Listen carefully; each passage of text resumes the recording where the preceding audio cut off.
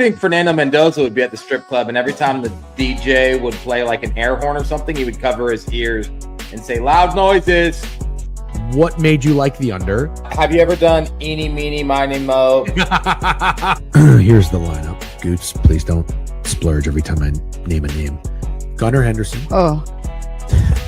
She goes on a date with this guy, goes back to his apartment, and he does Muay Thai. And he moves the coffee table out of the way and asks her if he can show her his Muay Thai moves. You know what? I'm sick and tired of this mush bullshit. If I tweet I'm going to bet somebody and something goes horribly wrong or they get injured the next play, it's like, yeah, you mushed them. I get it. Yeah. I believe in the mush. I believe in jinxes. I'm a superstitious guy when it comes to this stuff. So AC Milan is Italy. And that's Milano. Milan is Milano. Got it.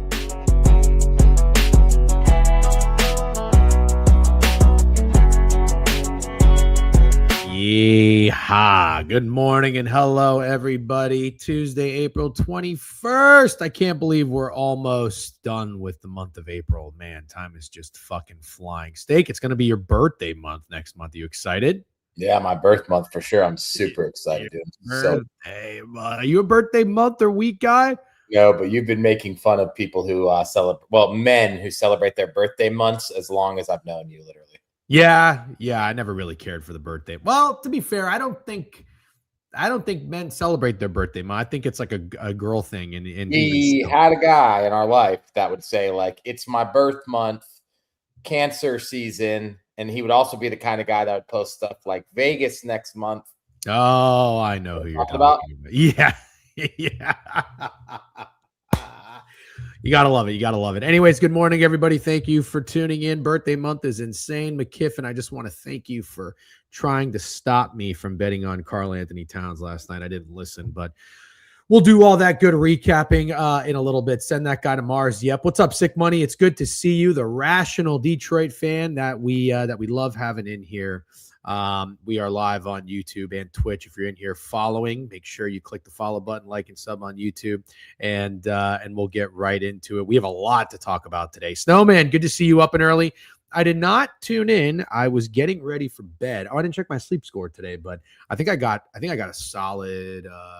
I don't know. I think I probably went to bed a little later than usual, like 10:35. Woke up at 6. Felt pretty good. Got right up and at it. Wrote a nice Book It article with takeaways from Game 2 in the NHL last night. I did watch a lot of puck, hella puck, and I caught up on the treadmill this morning on the Ducks and Oilers game. Got some thoughts on that, but we also had some NBA.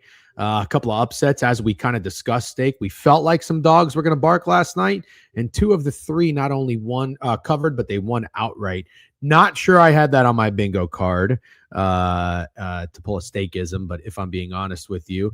However, congratulations, Jeff Sunday, not a true snow maniac. Eat my fucking shorts. I was going to say I didn't tap into the cooking stream Snowman had, but I saw he had a stick of butter melting on a pan. So I am just curious what you were doing, melting what looked like an entire stick of butter. Making nachos. You know why I know that? Okay, so go ahead. No, how did you know that? I'm a real snowmaniac. No, you're not. You're not. You're never in there in the afternoon. You're bullshit. When's the last time you've been in there in the afternoon? Yesterday. What was Snowman talking about? I don't remember, but you never remember, huh? You don't remember. Yeah, you really a lot of sports talk throughout the day. Yeah. Oh, Snowman was talking about sports. Once I get to the fucking yap and listen to whatever Biev, Rav, and Trent are talking about, at that point my brain's mush. Yeah, well, Snowman comes on well before that, so I know that's what I'm saying, but it's all gone after that. Oh, got it. I see. Nice excuse. That's a good way to pivot. What was Snowman talking about? I don't know. Sports. That was a nice way to pivot. Yeah. It was great. Didn't even know what the fuck he was cooking. No, I didn't. Snowman's cooking? No, I did not know what Snowman was cooking, but I saw the butter on there. What hat do you have right now? What do you think it is? I'll tell you that somebody already guessed Vanderbilt, and that's wrong. It's a bold V. And it's not the Vegas Knights. It is. Is it really? Yeah. That's a Vegas Knights hat? Yeah. I don't know that I love it. Really? Okay. That's right. I can't promise you I won't rock it again. Turn to the side. Oh, it's the shield. Left is right and right is left when you're on camera. I know. Here's what I don't like about that hat, and this has nothing to do with you. You have plenty of good hats, so there's no offense. I like honest feedback. This is what I don't like about the hat. The green is throwing me off entirely. Yeah. And I'm okay with like alternate colors. There's nothing green about the Vegas Knights. Yeah. And my other problem, the V is so narrow. Yeah. So it's a lot of hat, little V, entirely different color than the team. Yeah. So let me just say, I think your V gripe is legitimate, but the green gripe isn't. Because, like, for example, I wore a San Francisco Giants green hat the other day, and everybody said it was sick. I don't think it's the green that's getting you. I think it's the V. And the V it's a little strange. No, I'll tell you why that works. It works better for teams that have been around a long time. The Vegas Knights are an expansion team that haven't been around a long time. So when you have a color that's not theirs, it's like, wait a minute. You can do that with teams that have been around for 100 years because it's like, oh, maybe they were the fucking, whatever color or city. Who knows where they came from? The Brooklyn Dodgers, you know what I mean? Speaking of San Francisco, I am going to San Francisco this weekend. I have a hard time looking for a hotel. I'm going to have to go to Twitter for this one because apparently there's great hotels. Just all of them are in the worst possible location.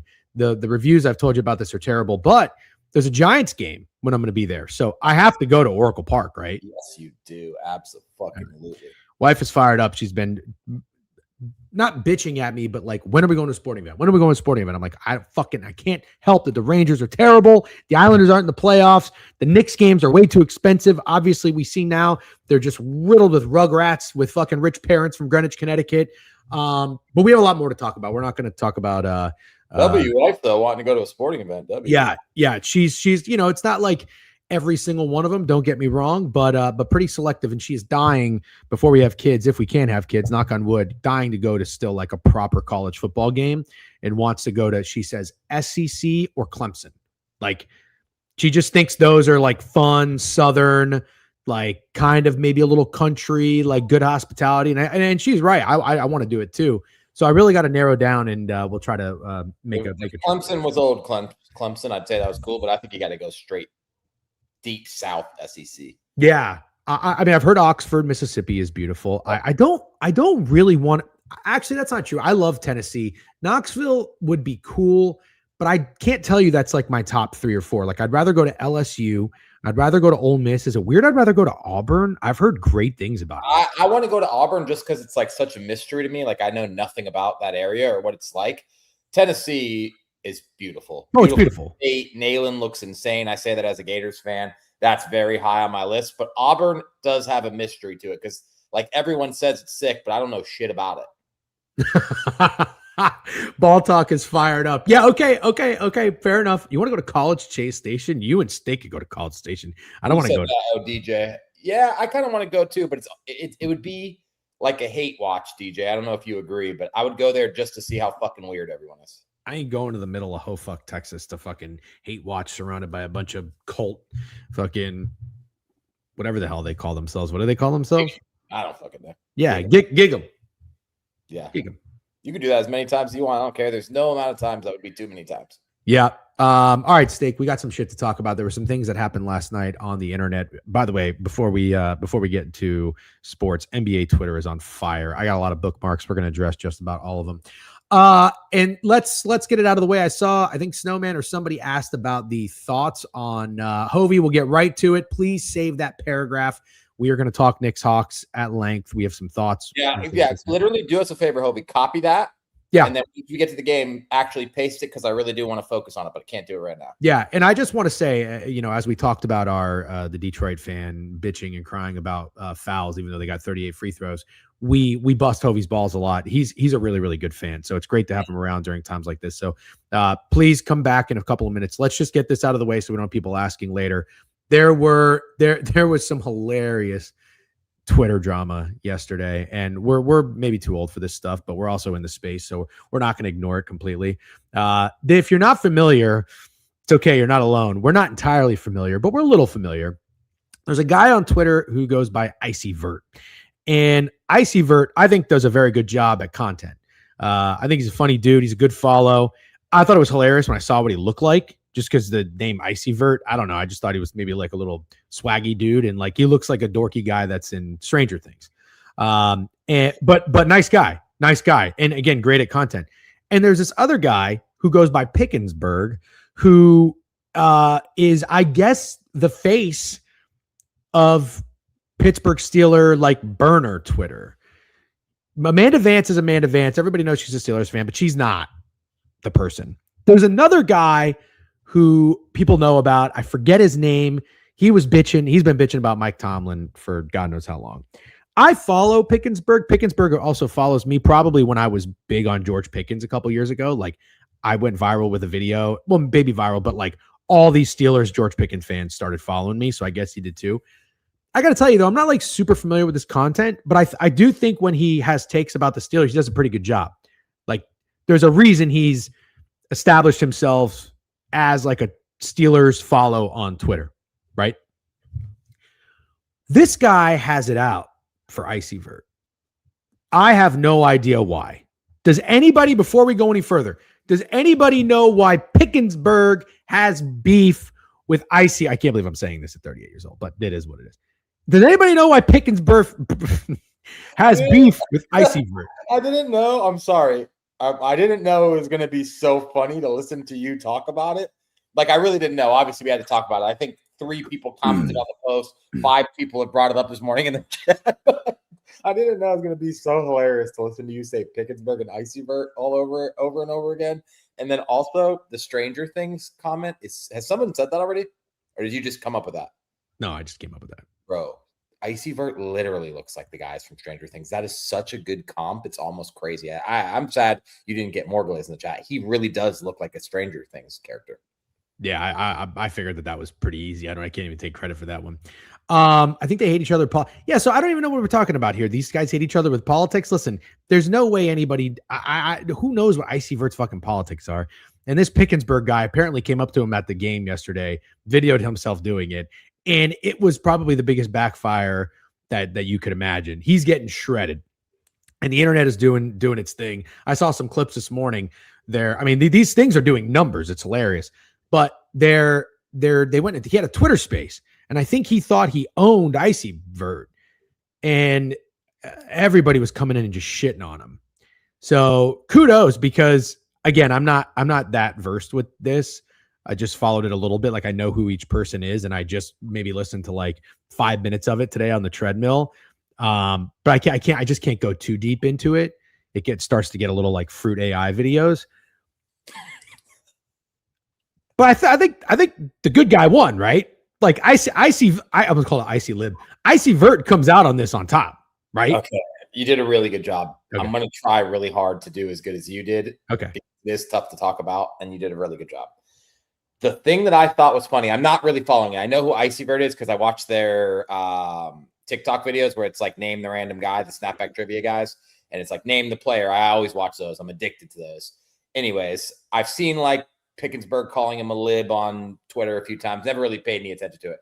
But when I watched the video and Pickensburg walks up to him and his voice is like cracking and he sounds nervous and scared, it literally occurred to me like, and I'm sorry, I know there's probably like 20% of the chat is a burner on Twitter, so I hope I don't offend you. There's just a high probability if you run a burner on Twitter that's dedicated to making fun of one person, you're probably a ginormous pussy and a loser. That's just a high probability. I'm not saying all burners. There's some we love. T-Bone Steak, you're my burner. Love you. But there's a high probability if you run a burner account on Twitter, you're a fucking loser. So hearing him walk up and sound like that after the things he was saying on Twitter was like peak. Absolutely peak. You're like, wow, this is what I assume every burner would sound like. So I thought that was nice to see, but it was bad. I mean, how bad would he have to have done to make it seem like Icy Vert was not only the good guy, but the winner of the exchange? Dude, it's bad. Broken spine. Yeah, just saying that it was cold in there, and he's like, I'm not quivering. It was cold in there. That was crazy. That was crazy. Yeah, insane, bro. So yeah, we will move on. I see Snacks. Snacks does this thing where like we like Snacks. We're big Snacks guys, but he does this thing where like I think he thinks he's like the director of the show sometimes. I was gonna say, Snacks wants Goop's job. Yeah, Snacks really does want Goose Job. Snacks goes a little overboard where he's just like, okay, like he wants to turn the page. Like it's not a book. We're going to talk about this for just a few minutes and then we are going to move on. I can assure you that. I guess I don't know. I mean, I'm not following a lot of attention or giving a lot of attention to this, but it is every clip I've seen this morning is doing like more numbers than the Barstool spring break content, which is that I can't talk about. That I can't. Yeah, no. I can't either. Watch that for a second. I can't either. I gave it like a day. I thought it was kind of entertaining. I'm like, this is fucking terrible. But that was pretty interesting because even I know that you're all thinking it's like brain rot and let's move on or whatever. This should be talked about because burners who constantly chirp people on Twitter is a real thing. And like social media harassment is a real thing. Like the confrontation aspect of it, seeing it happen and the reaction, the negative reaction it had on the bully, the bad guy who thought he looked like the shit is kind of hilarious. So like in that, for that reason, it should be somewhat acknowledged and discussed. So 120 pounds, by the way. Pickensburg is like 120 pounds. Yeah, kudos to Icy. I don't mean to say Icy Lib, but people keep saying Icy Lib. So now when I say Icy, Icy Lib almost follows, but it's Icy Vert. I like Icy Vert. And I like that other guy that's on. I told you this before. That Tim guy. I want to talk about one more thing. These guys went to Pittsburgh after going to Buffalo. They went to Pittsburgh and they all reviewed Permanti Bros. Let me just say, I am so thrilled that they said Permanti Bros is shit because I'm gonna go and make my own decision this weekend. Just letting you know. Okay, I'm telling you right now, I was so fired up. I literally staked when me and my wife drove from New York to Chicago. We stopped in Columbus, but we made a road trip. We went to Lollapalooza. Forget what year it was, maybe 2015. I went out of my way because Greg, who is from Pittsburgh, said Permanti Bros is like the best sandwich, whatever. We stopped in Pittsburgh just to try this sandwich. It was so fucking bad. I couldn't believe it. Wow, really? I don't know if I've heard you say that before. Oh yeah. I've shit on Permanti Bros for quite a while, but there's never been a real reason. I've brought it up a few times to Greg and he was just like, yeah, whatever, dude. But like people in Pittsburgh love it. And I know everyone can just say that. I want to let you know that when I stopped there, it was like middle of the day. There was not a lot of people in there, but there was one booth that had like 10 people. They looked like they were family. There was like people of all ages. And we sat down and we were waiting for our sandwich. They all had beers. They all had their sandwiches and they all did like a big cheers. It was like something in like a commercial. And they were just like, to Permanti's. They fucking love it over there. Love it. So I like Pittsburgh. I like the people of Pittsburgh. I don't want to be too harsh on it, but I also got to be honest. It's shit sandwich. So, but yeah, you're going to Pittsburgh on Thursday. Looking forward to it. Hopefully you give us some content, not like that courtside magic bullshit where we just get a can of fucking Sunrise. Jack, can you guys do me a favor so I'm not the only guy? Can you just hold Steak accountable for producing some content in Pittsburgh and also give us some ideas? All right. Snacks. I'll do a Permanti Bros review. It feels like I have to do that now.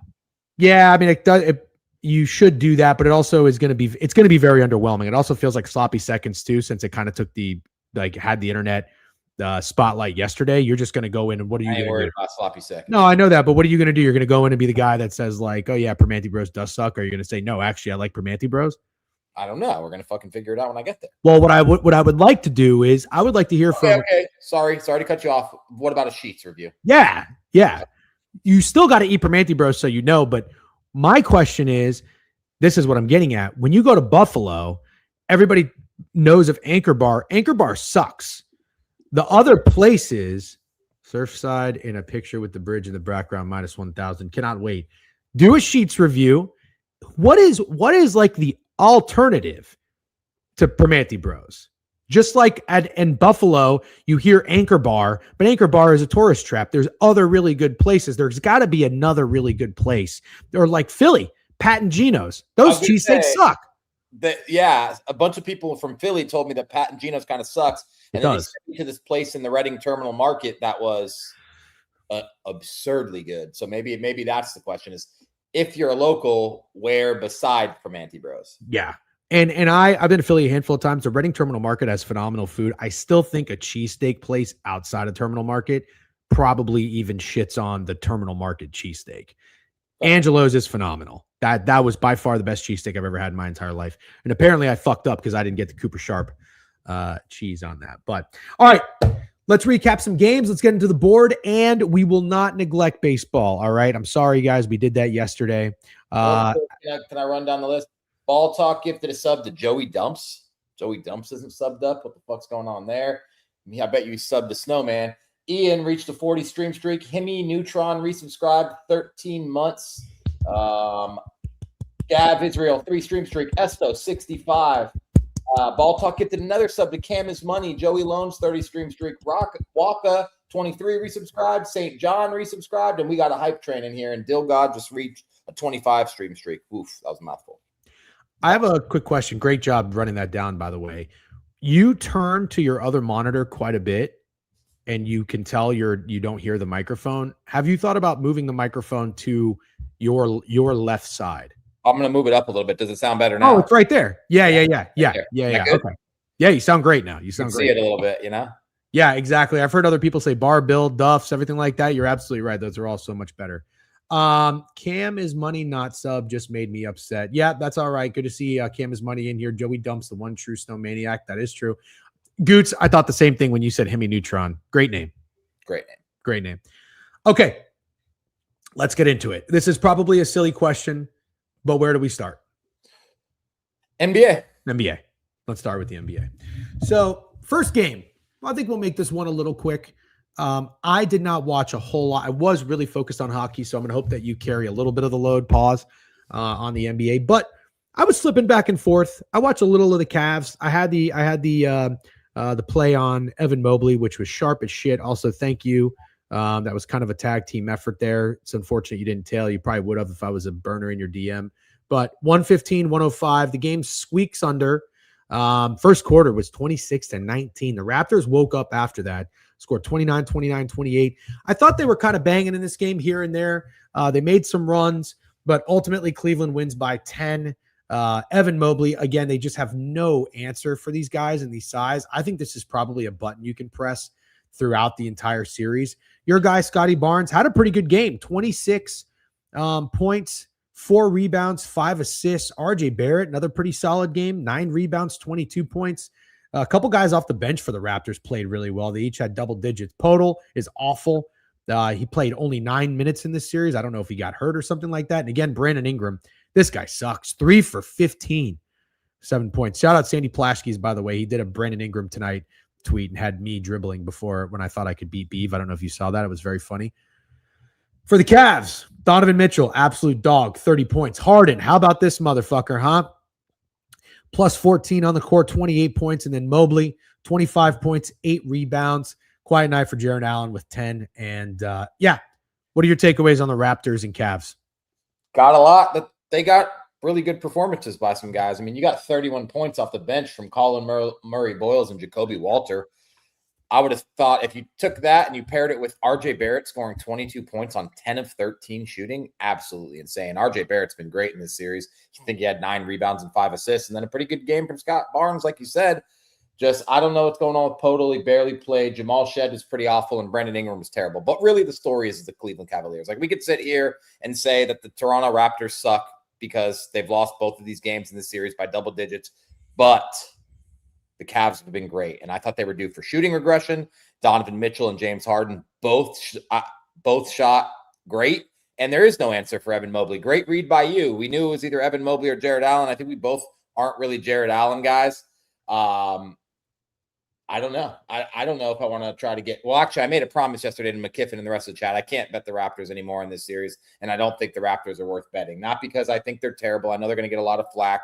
They might get swept, but the Cavs are playing great basketball. So I really think the Cavs should be getting glazed more than the Raptors should be getting hated. I don't think the Raptors were all that bad yesterday. That's very fair. Very, very fair. Tough break for anybody that 9.5 with Toronto. Did you feel like – no, you didn't feel like that was the right side? Call it a bad beat. No, I can't necessarily call it a bad beat. Okay. All right. Very fair. Snowman, of course, is being loyal. He said the Raptors need to free, I'm assuming TJD is Trace Jackson Davis. Is that sounds like Snowman? He's on that team. Yeah. Podol is unplayable. Jay's allowed one of Cleveland's two bigs to Jay's. I don't know what that means. Does Grady Dick suck?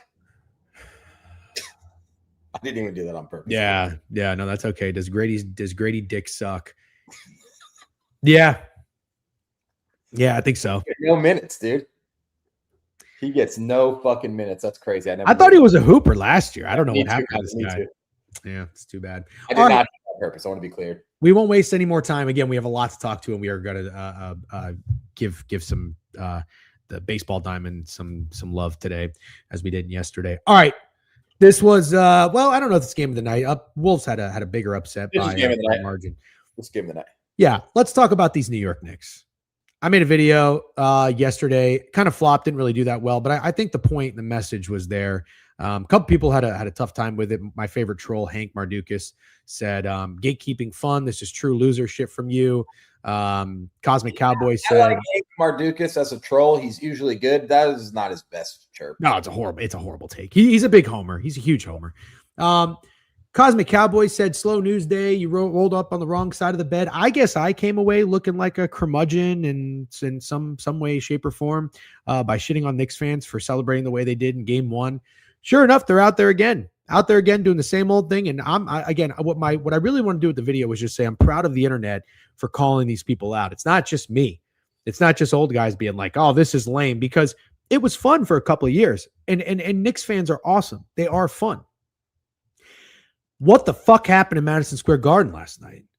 The Knicks were in control pretty much the entire game from what I saw. Yes. And then I stopped paying attention. They get outscored 28-15 in the fourth quarter at home in a playoff game.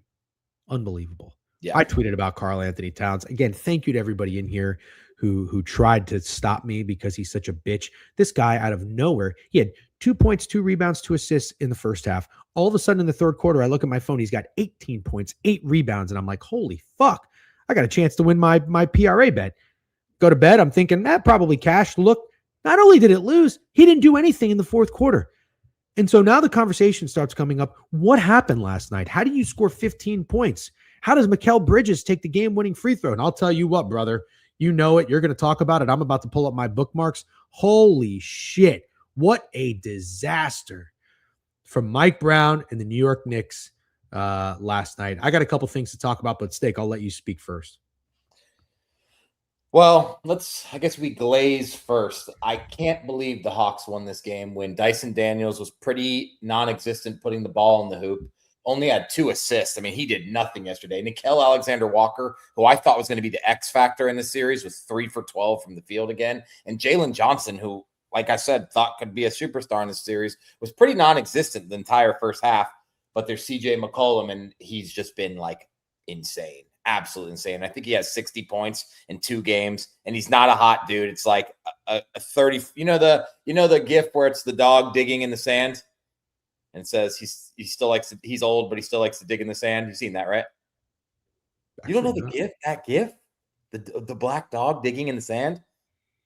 That's crazy. Wow, I thought for sure you would have seen that. Well, anyways, that's CJ McCollum. He's absolutely cooking Jalen Brunson. Jalen Brunson is a traffic cone, and I can't let Knicks fans forget it because he is insane offensively. He has such a bag, and I don't know where you rank Jalen Brunson as the best players in the NBA, but I just really don't think you can be a championship level team when your best player is Jalen Brunson, and he's absolutely that bad on defense. I mean, he is horrendous. He was getting absolutely fried by 35-year-old CJ McCollum. And then the other thing that we talked about when we talked about the series is we went through the Hawks bench players, and we said, who is going to have a big game? Because this starting lineup can't go against the Knicks starting lineup, one that you think is one of the best in the NBA, if not the best. And Kuminga was fucking great yesterday. He had 19 points off the bench. That was the difference. OG Anunoby missing those 2 free throws. I think he missed 4 for the game. That can't fucking happen. But really, I think it comes down to how bad Jalen Brunson was defensively, the fact that Cat disappeared, and whatever the fuck Mike Brown was doing. Like, I'm so confused why Mike Brown needs to still be the head coach of an NBA team. Why does that need to happen? I don't know, because the NFL and the NBA like to regurgitate the same head coaches. And you know what? The NHL does too. I don't get it. I never got it when I didn't mind. You and I both agreed. We didn't mind moving on from Tibbs, but hiring Mike Brown just felt like a lazy hire. Yeah, go ahead. You want me to read this? I'd rather better me than you. Yeah, I'm because better you're than you. squinting. You're squinting so bad. I know you're having a hard time reading any one of those words. Thank you. During You don't those have to read it. during those 4 minutes is when Atlanta started their comeback. Knicks couldn't stop them, and their offense became standstill. This lineup never played together before during the season. Why try it out in the playoffs? The second dumb thing he did was with 3 minutes left in the game, you can only call 2 timeouts. Mike Brown called a pointless timeout with 2:47 mark when he could have saved that for the final possession. This loss is on Mike Brown. Okay, I have a tweet on that note. James L. Edwards said Mike Brown regarding the non-Brunson and Cat lineups. Mike Brown is quoted as saying, I don't think the game got away there. We've played that lineup at the end of the regular season, and it was pretty good. Well, they went to a website, no free ads, but it's called Data Baller. And I'm going to pull this up for you. Want to write an article, Hovey? Very funny. Here it is. I'll start pulling up some things so people know what we're talking about here. This is a chart, pretty cool.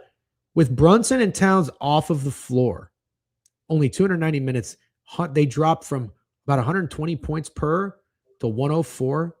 Defense, that's whatever, negative 5.9 net rating. So it is by far the worst lineup that they can possibly do is without Brunson and without Towns.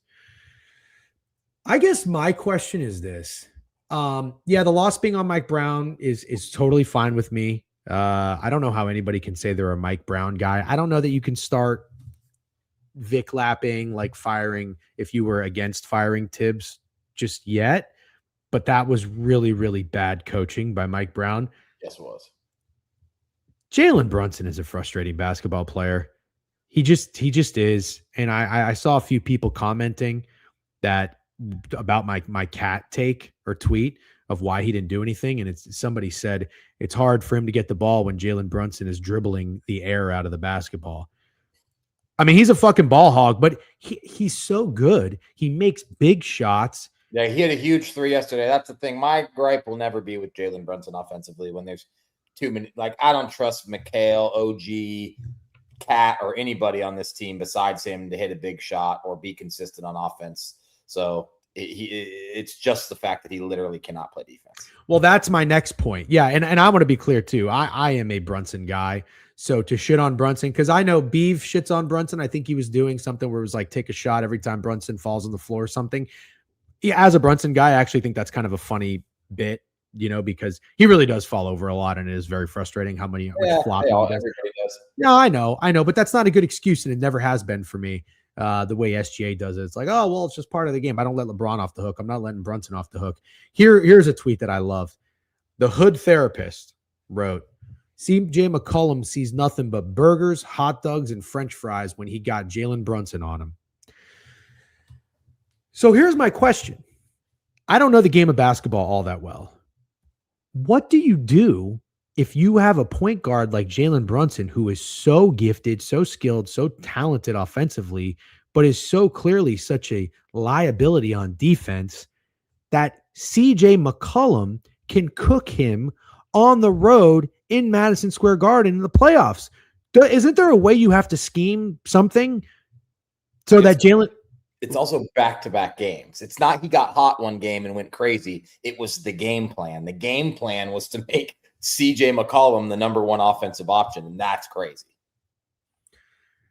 Blows my mind. Here's the other thing I wanted to say. This was tweeted by New York Basketball. This was great. I got to give CJ McCollum some fucking flowers on how he handled this press conference.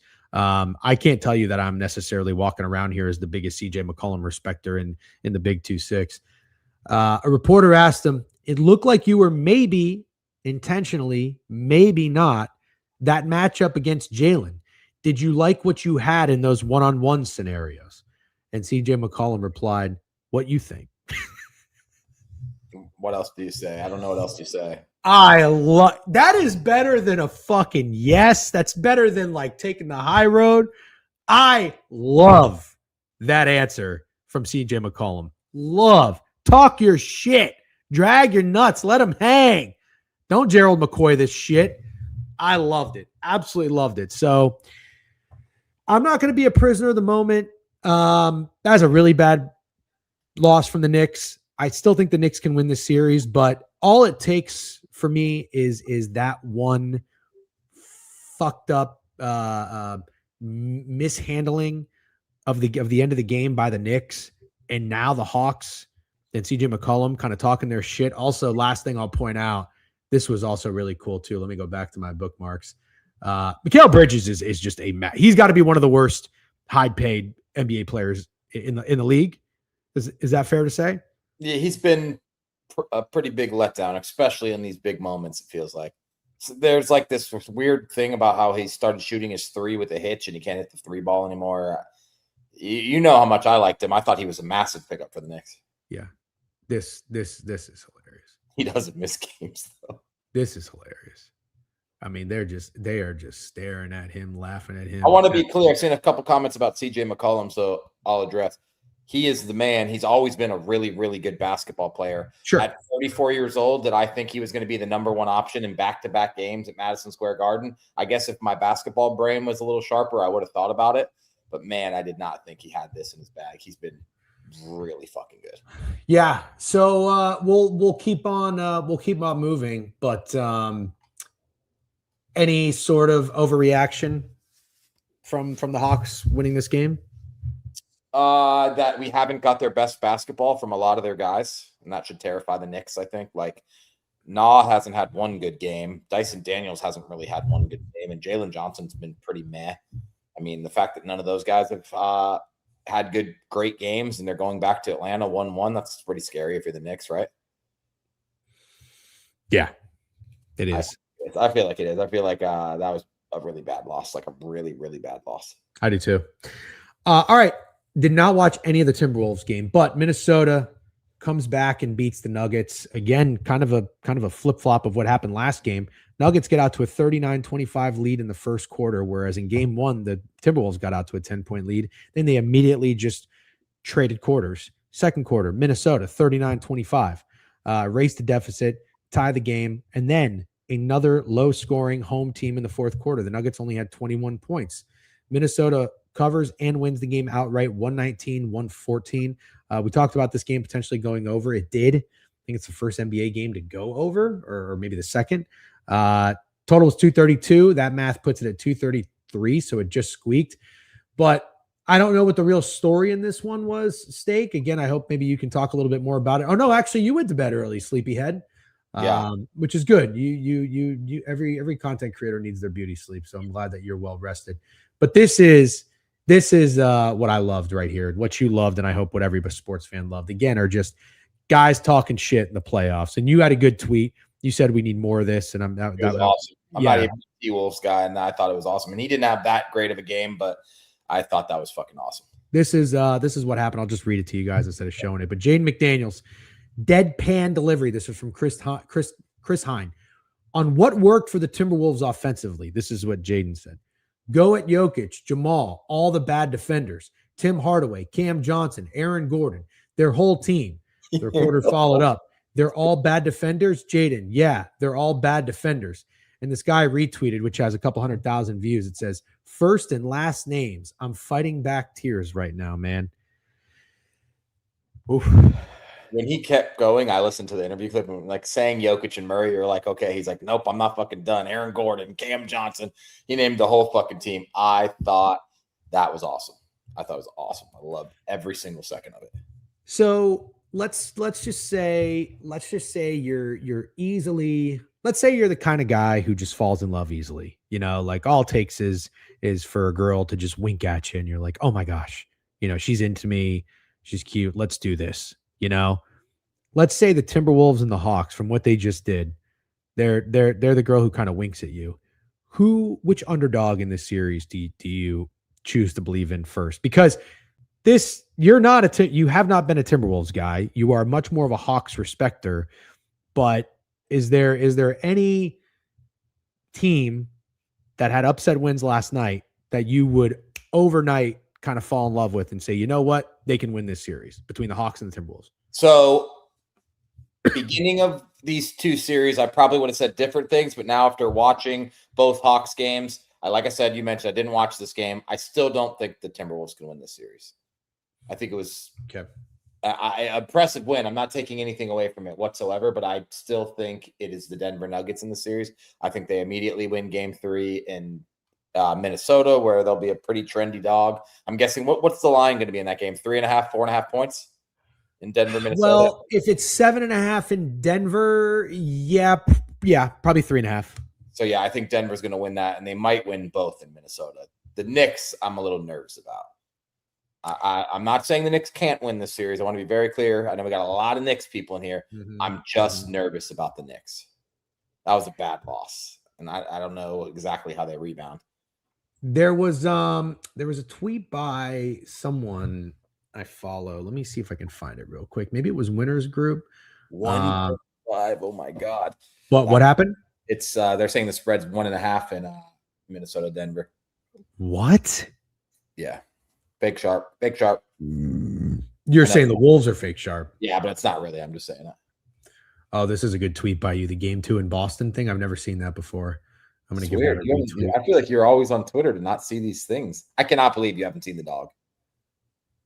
Well, I probably have seen it. It's just not like I would see the GIF and I would be like, oh, I remember that, but it's not top of mind. Yeah, I'm not crazy, right? Everybody's seen this GIF of the dog digging in the sand at the beach, right? Just give me like 4 yeses. Oh, I'm sure they have. I'm definitely probably in the wrong here. I was literally going to use it for thank you. I was going to use it for CJ McCollum yesterday. Why didn't you? I don't know. I went to bed.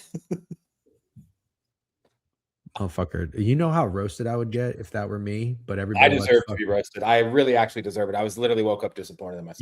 You're never going to get it. I fell asleep sitting up, dude. You know how old you have to be to do that? Brother.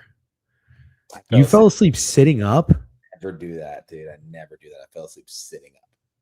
I can tell you the last time I did that, I went out for a work event, and it was like free food and wine, and they just kept pouring and pouring. I think I drank 2 bottles of wine. You ever gotten? You're not a big wine guy. You ever gotten wine drunk and hungover? I absolutely really don't like wine.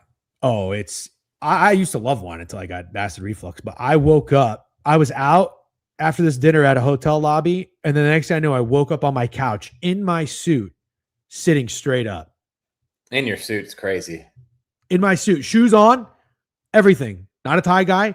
And I got up and I had the biggest headache. I went right to the bathroom and threw up. And then I ordered probably $200 worth of Asian food. All right, here's what Winners Group said. This is pretty stern. After the Jaden McDaniels interview, he said, "I'll lose all respect for Jokic if he loses Thursday night." And there's something to take away here because it's true.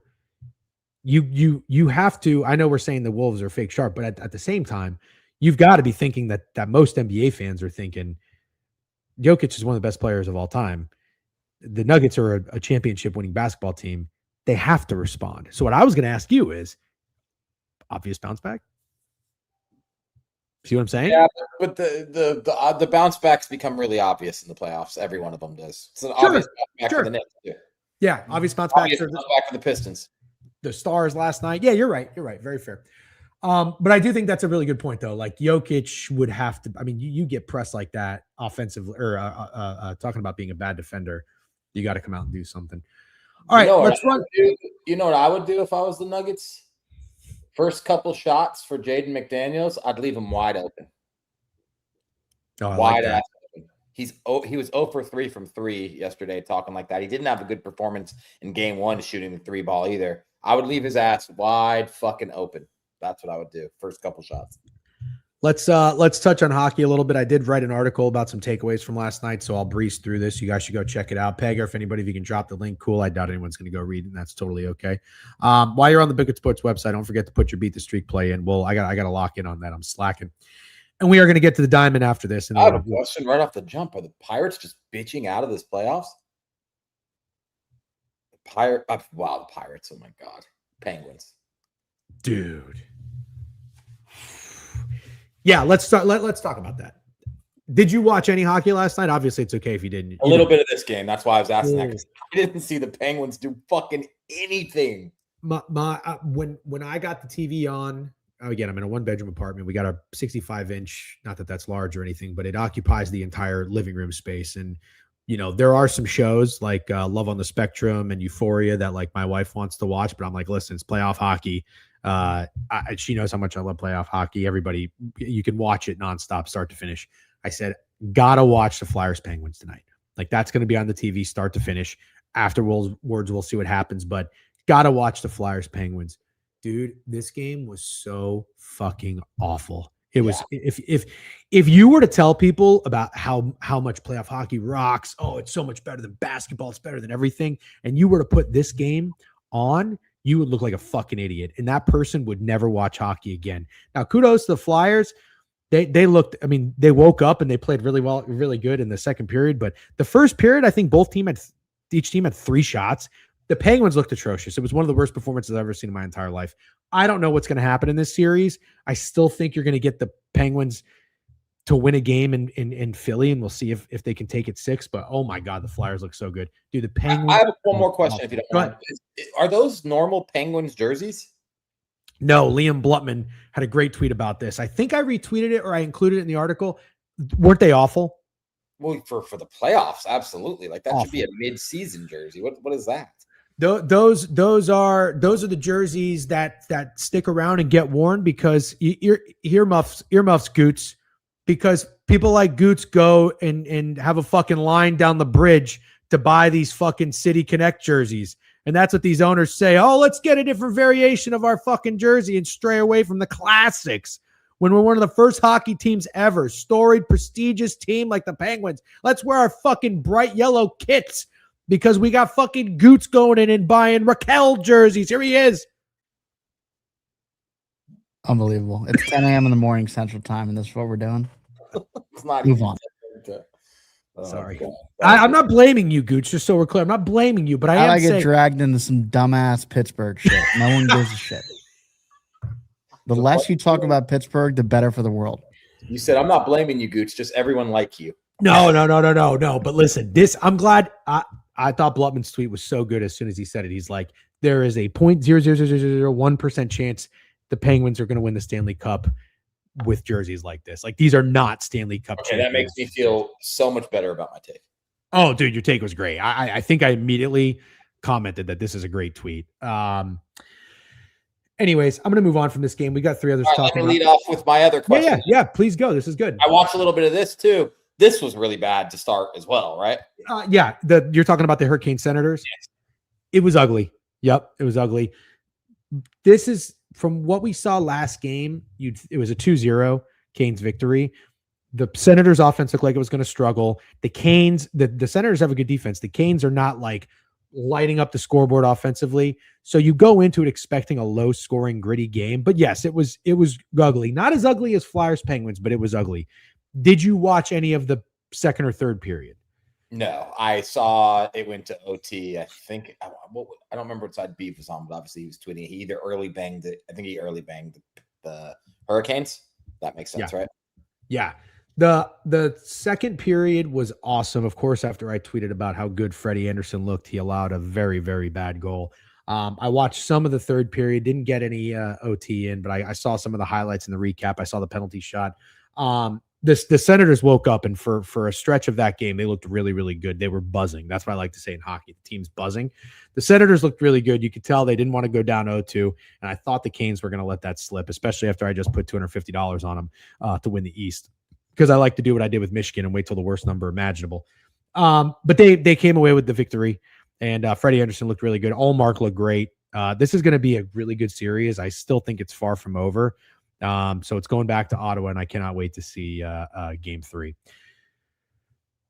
Okay, Dallas. About this one too. Please do. Yeah, sorry.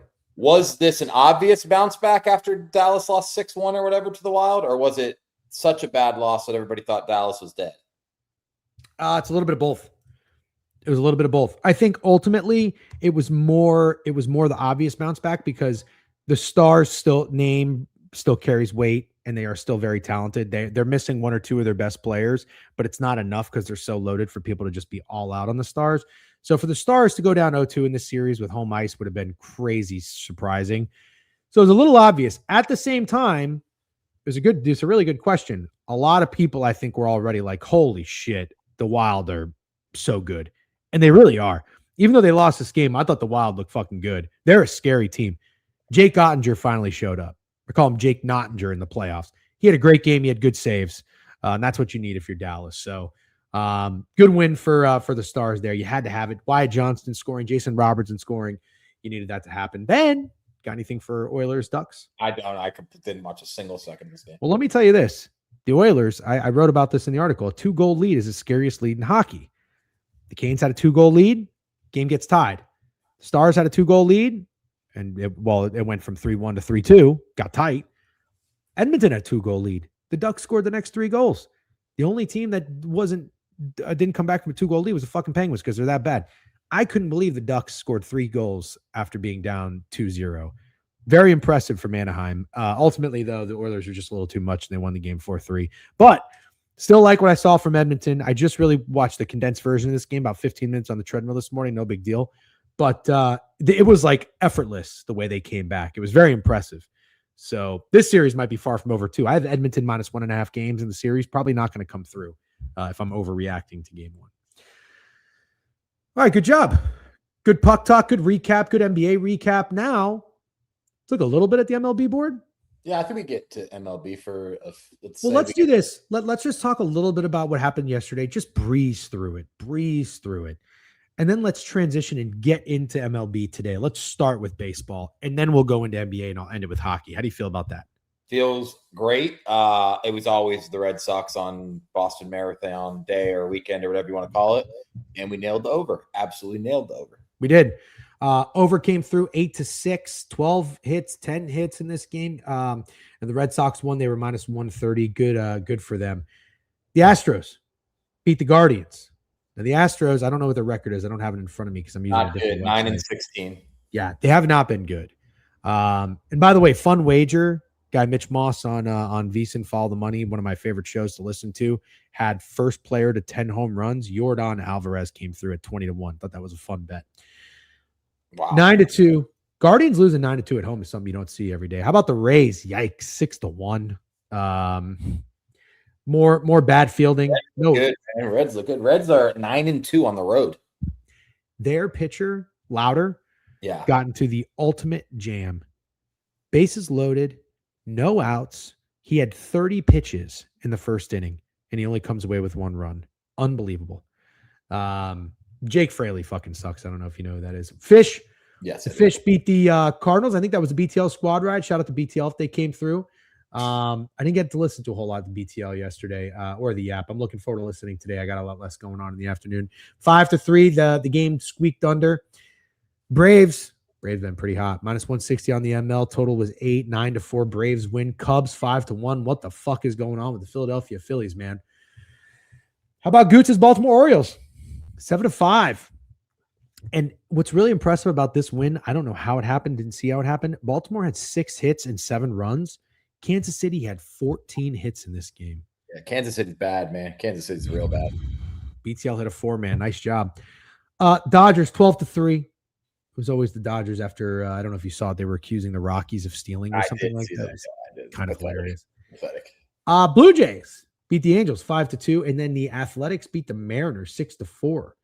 The A's were a plus 112 underdog, and on that note, they were the only underdog to win yesterday. Oh, I take that back. The Reds were plus 107, and the Astros were plus 107. Pretty close to even, but you get the point. Yeah. Let's get into today's MLB board, and let's see if we do or don't like anything. Steak. No day baseball, unfortunately, but the Guardians are going first at 6-10. You got Messick on the bump, lefty against Weiss. I don't really know any of these guys. Total's 8.5 after the game goes over. Houston 7-3 to the over in their last 10. The Guardians 6-4 to the over. I'm going to get up RotoWire if you want to get a ballpark, pal. Sure. And see what we think about these games. Anybody got a read in the Guardians Astros game? Again, we're going to talk baseball first, then NBA, and then NHL. No team I would like to bet more than off a 9-2 loss than the Guardians at home against this Astros team, which I think I've been saying all year. I just think they're trash. Minus 149, though, is a gross price to play. I might have to look for like a -1 out there and not have to pay a minus 149 on the Guards, but I do like the Guards. Parker Messick, people are glazing him in the chat if you guys can't see it. 3-0 with a 105 ERA. Ryan Weiss, whatever, 0-2 with a 6.75 ERA. I guess you could say it looks like a pretty obvious bounce back spot, especially with a Houston Astros team that's 2-9 on the road. Let's see what Pickett says about this game. Kind of feels also easy to press Astros plus 123 after they scored 9 runs and they're the Astros. You don't think so? That's okay. That's okay. You can disagree. No. Yeah, no, I don't think so. A lot of bets and money on the over from the Pickett sharps in this game. Did your camera just go or did you just go? No. Good.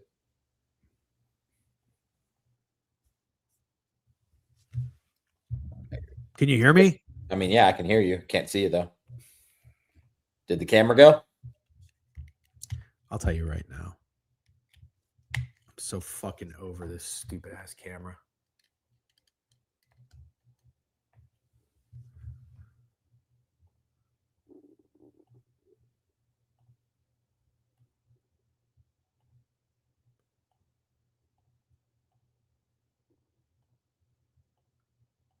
Can you fucking carry the show while I figure this out?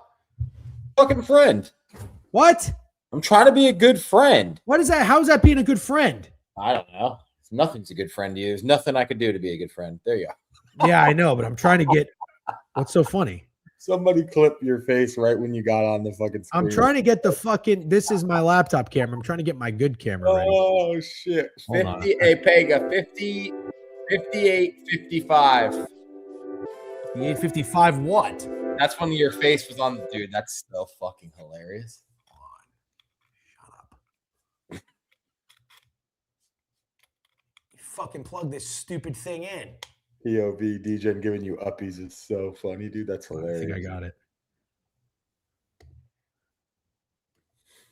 Hold on. This thing is very delicate. You can't.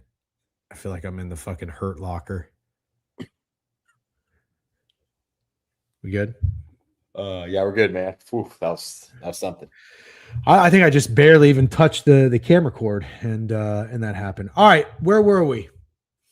Reds Rays, Burns and Mats. Actually, pretty excited to talk about it. Whoa, it's a lot of respect for Steven Matz, isn't it? Yeah. This guy's just a natural. Thank you, TX. I thought that was pretty good. Keeping my composure. I got fucking Jigglypuff next to me. Ooh, your camera's out. What? Throw your fucking hands up. Throw them up. Throw them up. Throw them up. You're clearly not a Pokemon person because that is not what Jigglypuff sounds like. Jigglypuff? I am the Pokemon person. You don't. Then that was the worst Jigglypuff. Why did you make Jigglypuff sound like?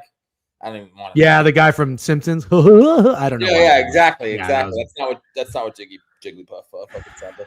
Steak literally froze. Yeah.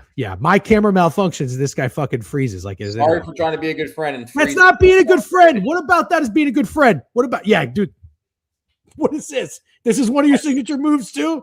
This is one of your signature moves. You got the hands up, you got the eye roll, and you got the head to the fucking shoulder. That's what you got. Do you want to talk about the Rays and the Reds? Yeah, I want to talk about the Rays and the Reds. I don't like what the Rays did yesterday. I have a bet for you. Every Ray to get a hit. No, shut up. Now you're trying to get on my good side. I was already trying to get on your good side. It's impossible. You thought that was getting on my good side. Now I do sound like the chick in the relationship right now, by the way. I just realized. Crazy. No, listen, I appreciate the effort. But fuck you. No, okay, fine. Why are you being serious or are you joking? Well, I like the Rays. I don't really like every Ray to get a hit. I would never bet that, but I do like the Rays. So I don't really know. Here's the good thing for the Rays. The good thing for the Rays is Chase Burns is not a lefty. Steven Matz has been really surprisingly good this year for the Rays, which is awesome. They need him and Nick Martinez to be solid because fucking Pepe, it's got hip inflammation. God knows what's going to happen to him. He's on the 60-day IL. But dude, this Chase Burns guy is nasty. Why do you like the Rays? Chase Burns, 4 starts this year. Listen to this. 2 hits, 0 earned runs. 5 hits, 1 earned run. 1 hit, 0 earned runs. Those are 3 of the 4 starts. 2 starts go against the Angels. He got hit around, 7 hits, 5 earned runs, 4 walks. But I don't know, man. I don't know. I don't feel good. Why do you like this? Is it the line? Yeah, it's the line. Respectful line makes me respectful. It's weird you don't like it. I thought for sure you're going to like the Rays today. His K line is super low. Oh, the Reds are bad against lefties. Oh, look at this. Here we go. I love what you guys are saying in the chat. Feels like he's in trouble today. Chase Burns' K line is low. Dude, it might be the Rays. Might be the fucking Rays. Let's see if anybody did anything at bat yesterday. Probably no one. They had one run. Can you do me a favor? It doesn't have to be right now, but when we're done with this show, can you go to your Pickett Performance Center and check the Rays and see how you are betting on them? Because I feel like you're good betting on them. Sure, yeah, I'll take a look for you. Sal Stewart homered again yesterday, by the way. Oh, I'm fully aware. By the way, did you see Ellie rob that hit from Junior Caminero? Oh, guy's a fucking freak. All right, tempo and pace. Okay, yeah, you're right. Sorry. Sal Stewart is plus 450 to hit a home run today. Junior Caminero is 4-1. Okay, kind of with you. Lean the Rays. Let's go to Miami. Chris Paddock on the bump. I don't know. I'm saying bump bad. I like the way you say it. It was way better than your Jigglypuff. Bump. He was saying bump good last year on the bump. I don't know what's going on with me. I lost my fastball. Lost my bump ball. Dustin May, 2-2, 6.98 ERA. Chris Paddock is 0-3 with a 5.59 ERA. I have zero, and I mean zero interest in putting $1 on Chris Paddock. However, the Fish are feisty at home. They're 11-12, but they're 9-5 at home. So this is like a sneaky good series right here because the Cardinals haven't fallen off yet. They're 13-9 this year. 7-3 to the over in their last 10. I don't know, Steak. Obvious over? I think it's a pretty obvious over. That's the only read I have from this game. I'm not taking a side. And I'm probably not going to bet this game. I think the over is obvious. Nerfy potential. We're talking Nerfies. It is Dinger Tuesday. Don't forget. So, I'm going to try to find a few unders to take. This could be one of my unders. Okay. No one's taking a Paddock fucking May Nerfy. No one's doing that. Nasty Nerfy. Yeah, I'm with you on that. I'm sick and off work today. No day baseball is a crime. I hear you, McKiffin. Sucks, McKiffin. That sucks. Yeah, no. There really should be a day with day baseball. All right. Keter Montero for the Detroit Tigers. Go Tigers. 8-1 at home, 8-2 in their last 10 against the Milwaukee Brewers. The Brewers are a tough team to put money against, at least for me. I can never get on the right side of fading Milwaukee. This game's about a pick 'em. That's a lot of respect. Probably where the line should be, but I don't really know, just in terms of where these teams are. I don't know what to think about either of these pitchers. I'd be curious to know what some actual ball knowledge people in the chat have to say. But Kyle Harrison is a lefty, 1-1 with a 3 ERA. Keter Montero is 1-1 righty with a 3.3 ERA. So similar in terms of their records and their ERAs. Like I said, the Tigers are very good at home. They've been playing really, really well. I'm not saying that's an easy button to press, but don't you think you would want to just keep riding the Tigers here? Yeah, but you kind of nailed it. The Brewers are awful to fade. Awful. I might be 0-3 fading the Brewers this year, and I don't know if this is the spot I would try to get back to it. With the Tigers being 8-1 at home and pretty hot, with the exception of losing yesterday, Brewers on a day of rest, I'm going to pass. Yeah. Okay. Also, we'll keep tempo and pace going, but Keter Montero, 25 years old, young pitcher. He's been grinding in the minors since 2019. I don't know if the people are high or low on this guy. I think low. Low. That's my okay. All right, let's keep going. Boston, -120. Connor Early, lefty with a 2.37 ERA going against Luis Heel. The Yankees are in town. They are 13-9 on the year. Exciting. I didn't know Yankees Sox is today. I'll be watching that. I didn't know that either. 6:45 p.m. Eastern Standard. Total in this one's 8.5. Good for the Red Sox to get on the right side of a win yesterday on a big day, the Boston Marathon Monday. And now they got to turn around and get ready for a game against the Yankees. They're -112, Pickett says. Nearly a pick 'em, total 8.5. The under is a little juiced on the blue book to -114. I like the over. Tony, look at Snack's comment. Matty Chucks likes no homer in this game. Well, I guess here's where I'm at. This to me feels like I like Heel. I don't know a damn thing about Early. I am a Heel guy. I've been a Heel guy. The Yankees desperately needed that sweep against the Royals. They won the first game 4-2. Then they won 13-4. Then they won 7-0. The Red Sox bats just woke up. It's game 1 of the series. You're pretty excited. Heel has been getting tattooed. Yeah, it's too bad. 4 home runs in 9 innings and walked 5 guys. He's been trash. I like this over, and I am man enough to admit that it's probably pretty square, especially with Heel getting beat up early has been pretty good, it looks like. I am curious to see what Luis Heel's history is against the Red Sox. I got it up right now. Durant. It's over. You're right. 14 runs in the game yesterday, and the Yankees just scored 24 runs in their series against the Royals, so their bats got going. It is obvious over. Doesn't mean it won't hit. Obvious bets hit in MLB all the time. Not saying don't take it, but it has got to be one of the more obvious. Yeah, overs. I think it's an obvious over that I like. However, the Red Sox are not very good against Heel. Maybe that's why this line is, almost about to pick 'em. But Roman Anthony 0 for 2, Wilyer Abreu 0 for 2, Trevor Story 0 for 5. Durant is 3 for 13. It's 231. Rafaela 1 for 7, and Connor Wong 1 for 5. Nobody is hitting him very well or sees him very well at all. I have no stats to back this up, but I feel like this is so true. I feel like the Yankees really are always losing in Boston. That's how it feels to me. Can we ask StatMuse? I'd be curious to know if there is there, who the fuck is running the Book It Sports account? Who is that? Is that Gooch? Who do you think? Well, I don't know. Sometimes it's Pega. I never fucking know. Get him out of here. Pega's not chirping you about Young. Get him out of here. Pega's not chirping you about Young. Odds. It's not Pega. It's not Pega. We know it's not Pega, dude. Unless I'm just giving the stats and the facts. 0 for 7. Can you do Mike Trout next for me, Goots? 0 for 7. He's still got like a 337. Well, I was doing it based off. I was looking at leaders and hits, and for some reason, he's not number 1. So I don't know how that happened. Oh, sorry. There's only fucking 800 hitters in baseball. Yeah. Okay. He's number 2. Anyways, let's not get off track. I have a serious question. Connolly Early. I don't like saying this name. The Yankees have not seen this guy before. Just name your kid Connor. I don't get it. Yeah. The Yankees have not seen this guy before. So it actually does make me kind of come around to finding a reason to bet the under. And not even just trying to be nice to Maddie.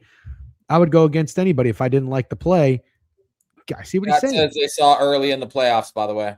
Oh, got it. Okay. Do you care about that? A little bit. Yeah. I care. I'm sure he shoves. Okay. Well, that's why the under would make sense. They're not good against these pitchers, either lineup. All right, we can keep moving. Washington at home, short plus price, plus 115. Oh, Nationals is where we're at? Yep, the Braves are minus 125 against Reynaldo Lopez, the righty. Who is this guy throwing for the Nationals? Foster Griffin, 2-0 with a 3.05 ERA, lefty. Ooh. I don't mind the name Foster Griffin. I like it way more than Griffin either. I don't like Connolly Early is just not doing it for me. This guy, Foster Griffin, has been grinding his dick off in the minors since 2014. Give it up for fucking Foster Griffin. This is a guy I can root for. The Braves have not seen him. They have not seen him. The total in this game, according to Pickett, is 8.5. Under? Sure. I mean, the line's short. Doesn't mean I want to try to fade the Braves, the team that I bet to win the NL East, but the line is absolutely short. If you look at this line and say it's not short, I don't know what to tell you. And Matt Olson homered yesterday, if that means anything to you. God, this fucking guy. It's a nasty under. It's a real nasty under. Disgusting under, honestly. Yeah, real quick. Adam's got picks with a sub 16 minutes ago. Missed that 30 months. Thank you for. I saw the Hotel Rex, Adam. Appreciate that. Very helpful. Not in town this week, by the way. I saw you mention a couple Giants games. Not this week. All right, let's keep moving. Got a lot of baseball. We got to fly through these. Yeah. Well, let's make it simple here. You're not laying 175 to bet the Mets, and I assume you're not betting them on the run line against the Twins.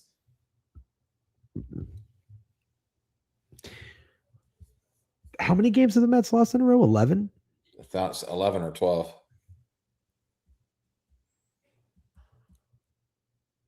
Dude, I want to take the Twins. You want to take the Twins? Yeah, they've lost 4 in a row. They had the best record in the AL at some point, and then they lost 4 in a row. Josh Lau homered Friday, Jeff. Okay. All right. I'll make it quick. And easy. You're right. That's way too much for the Mets. Seems like an obvious spot for them to win. The Twins are slumping. Woods Richardson has a 6.3 ERA. He's nothing special. McLean's on the bump. Kind of like the Twins.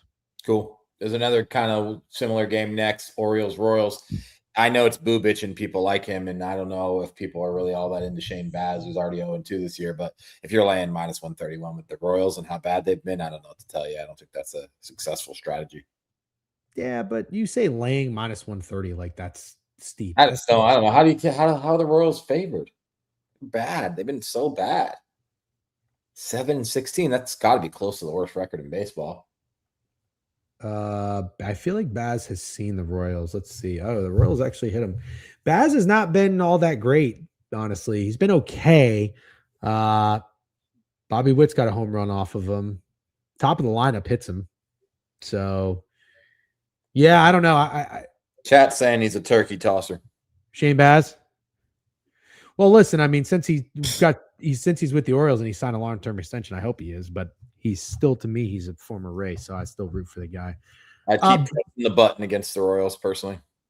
I think that this line makes sense. Yeah, still like the Orioles. Can't do it. Yeah, that's fine. That's fine. Can't do it. Take the Royals first 5. Why? The Orioles offense first time through is horrible. Oh, really? I'm pretty sure like 75% of the runs just came from after the 3rd inning. Oh, dude. We got a hot dude. We have a hella hot dude. Taylor Ward? No. Who? No. He's hot. Not Bobby doing that. Witt. Bobby Witt. Did Bobby Witt homer yesterday? Bobby has yet to hit a home run this year. 1 for 3, 2 for 3, 2 for 5 in his last 3 games. He had a double. Big fucking whoop. Big whoop. Big whoop. No fucking thanks, Bobby Witt. Bobby Witt sucks this year. I'm tired of hearing about that fucking guy. It's like, oh, you know who's a sleeper guy to win the MVP? It's Bobby Witt. It's like, yeah, he's such a fucking sleeper that 700 of you call him a fucking sleeper to win the MVP. I'm fucking tired of Bobby Witt. I'm over it. People are saying it's a sleeper bet? Dude, I have been hearing 2 seasons in a row of Bobby Witt's a sleeper to win AL MVP. I don't know that he's a sleeper. What were his odds? I'm fucking saying, bro. You're saying what I'm saying. Yeah. Not a sleeper. Everyone loves him, and he's not that good. Oh, stop it. I can't sit up here and tolerate some of your horrendous takes. People say I have the worst takes in the world. My takes are not that bad. My takes are not that bad. You can't come up here and say Bobby Witt's not that good. Bobby Witt's not that good. I'm sorry. Stop it. I'm sorry. What is Krabs is saying plus 500? Plus 500 to what? To win the MVP? I don't know what's plus 500. I missed it. Sorry. Yeah. I'm getting mixed reviews from the chat, but that's okay. I don't know Roberto Herrera, but fucking. What do you want me to do? Love everyone, Roberto Herrera? No, I like this. I like this. I like you being bold. You either agree or you disagree. I just don't feel. I feel like Bobby Witt gets more glaze than he deserves, personally. I think you sound like a guy who's just looking at how many home runs he hit, and then. No, dude, I'm not. What are Bobby Witt's stats? He's hitting 287. Oh, big. Dude. You know how hard it is to hit 287? Yeah, what are you gonna tell me next? I can't do it. I don't fucking care. Fine, it's Bobby Witt's team then. I don't know enough ball to argue. All right, I hereby declare today is Bobby Witt Jr. Day. Yeah, okay, fine. Good luck with that. He's going to hit not 1, but 2 nukes. I'm sorry. You know what? Today is the day. No more being a Shane Baz guy. No more being a Shane Baz, dead to me. Bobby Witt, alive to me. Okay, cool. Sounds good. 726 OPS. You're going to have to tell us, is that good? What's the average OPS? Because when I listen to these like baseball clips of them talking about players, they always talk about OPS, and I don't know if any of it's not being sarcastic, is 726 OPS good? I think the baseball, if it's anything outside of batting average, it should just be like on a 1 to 10. So we know like 10 is really good, 1 is really bad. It hovers around like 700, 680, around there. So 726 is nothing special. What do you say? 726 is nothing special. Thank you, chat. Thank you. Love you. Right? Guys. Yeah. 726. It's not special. It is solid. Solid, yeah. It's not. Bobby Witch OPS should be in the 800s. Got it. So he's underperforming. Yes. Thanks, guys. Thank you, everybody. Next game. Thank you. Yeah. All right, Bobby Witt Jr. Day. It's going to be my POD, actually, now that I think about it. Texas -110 against the Pirates. Kumar Rocker's on the bump here. The Rangers are a 500 team. The Pirates are 13-9. You got Mladzinski, 2.57 ERA. Total 8.5. Is this the first game in the series? I think a lot of series are just starting today, right? It's the first game of the series. Pirates won their series against the Rays. Rangers lost their series against the Mariners. Is it weird I like the under? Is it weird you like the under? It's always a little weird to like an under, I feel like, in a Kumar Rocker start. I was going to say, is it weird to like the Rangers? No, it's not. I don't think so. And like, I know he gets a lot of hate. I know he's not good. I'm not trying to make Kumar Rocker happen. Just, I don't feel like he's been that awful. No, you know who I remembered this vividly. I was like, you know who shreds Kumar Rocker? Brandon Lau. 3 for 5 with a home run and 2 RBIs. That's your guy today. It's Brandon Lau. Okay, I don't hate that. So both these teams had a day off yesterday. Let's see what Pirates hitters did in their last game. Horowitz homered. York homered. Jeez. I'm gonna pass. I'm gonna pass on either of those guys. I don't think this is a hot take. The Pirates this year seem like a team that's easy to like. They finally put some money into their lineup. They've got young, fun pitchers. I'm just going to go ahead and say it. I don't think this is a hot take at all. I think most people would agree. Isn't Marcell Ozuna kind of a scumbag? Right? I think that's a known thing, right? I think that's a known thing. Yeah. Marcell Ozuna, why don't we just get this guy out of here? Like, why do the Pirates, who are becoming a fan favorite, a betting favorite team to kind of get a little trendy, get some spark, can we just tell this guy to get the fuck out of here? Take a hike. I love that saying. Take a hike. 35 years old. He's batting 188. He's just a fucking loser. Can we just get him out of here? Yeah, he had a decent series against the Rays. Not to bring fuck him. Yeah, I don't think it's just a DUI. Wasn't there like domestic? I thought I thought it was a sexual assault, or not a sexual, it's a domestic abuse or something with his girlfriend or whatever. He's kind of a hot dude. Don't even start, Rav, you fucking Pirates fan, fucking tank looker. Crazy thing to say in the middle of a domestic dispute chatter. Yeah, for what it's worth, there's nothing against big heads, okay? I was doing a bomb loading. Yeah, you're probably right. Let's keep moving. Colorado Rockies and the Padres. Wow, Padres are minus 135 in Colorado. Yeah, I know, but fuck. Doesn't even say who's pitching for the Rockies. How does that work? And also, didn't this dude that's pitching for the Padres used to pitch for the Rockies, or did I make that up? You know, there's a fucking way to find out if you click his name on your fucking internet browser. Ask you a question. And yeah. I know. Show together. You're like the guy on Twitter when you ask a question. They say, just Google it, bro. I don't want to fucking Google it. I want to ask you. I want to ask you and see if you know the answer. And then when you say you don't know the answer, I'll ask the chat. Yeah, that must be fucking nice. It is. You do it to me sometimes, and I say I don't know. Sometimes. Coach is just college basketball team. I'm sorry. You want me to have my carpal tunnel back. You want me to put my wrist brace back on. That's what you want. Your answer to Randy Vasquez pitching for the fucking Rockies is no. I'm thinking of Marquez. Thank you, McKiffin. Yeah, you are thinking of Marquez. See how fucking easy that is? Horrible. Thanks, McKiffin. Need to get you fucking up here. Yeah. I'm showing Chase Dollander is that's another name I don't really like. Connolly Early and Chase Dollander. Put him in a blender, get him out. Chase Dollander, righty, 2-1, 3.32 ERA. If he pitches, I don't know. Connerly Dollander would be the fucking worst. Connolly. Connerly. Oh, it's Connolly? It's Connolly. Connolly Dollander. Awful fucking name. Hate it. Randy Vasquez is 1-0 with a 2.49 ERA. That line's short as shit. It's short as shit, but I think I'm going to pass. I got one. Yeah, I got to play in this game. Go ahead. Mickey Moniak? The Moniak? Is that how you say it? No, it's Mickey Moniak. I like saying Moniak. Mickey Moniak. The Padres are cooling off a little bit offensively. They're still winning. But 2 runs, 4 runs, 0 runs in their last 3 games. I think they had a day off. They come into Colorado. Did you hear what chat said? No, what'd they say? They said I was right on my pronunciation of Moniac. Why are you whispering? I can't even hear you because your mic's not fucking. My fucking dick. It's Moniac? Moniac, dude. Say it. Mickey Moniac? Yeah. Mickey Say Moniac. it. Keep going. You were kind of spitting or whatever. I wasn't listening. I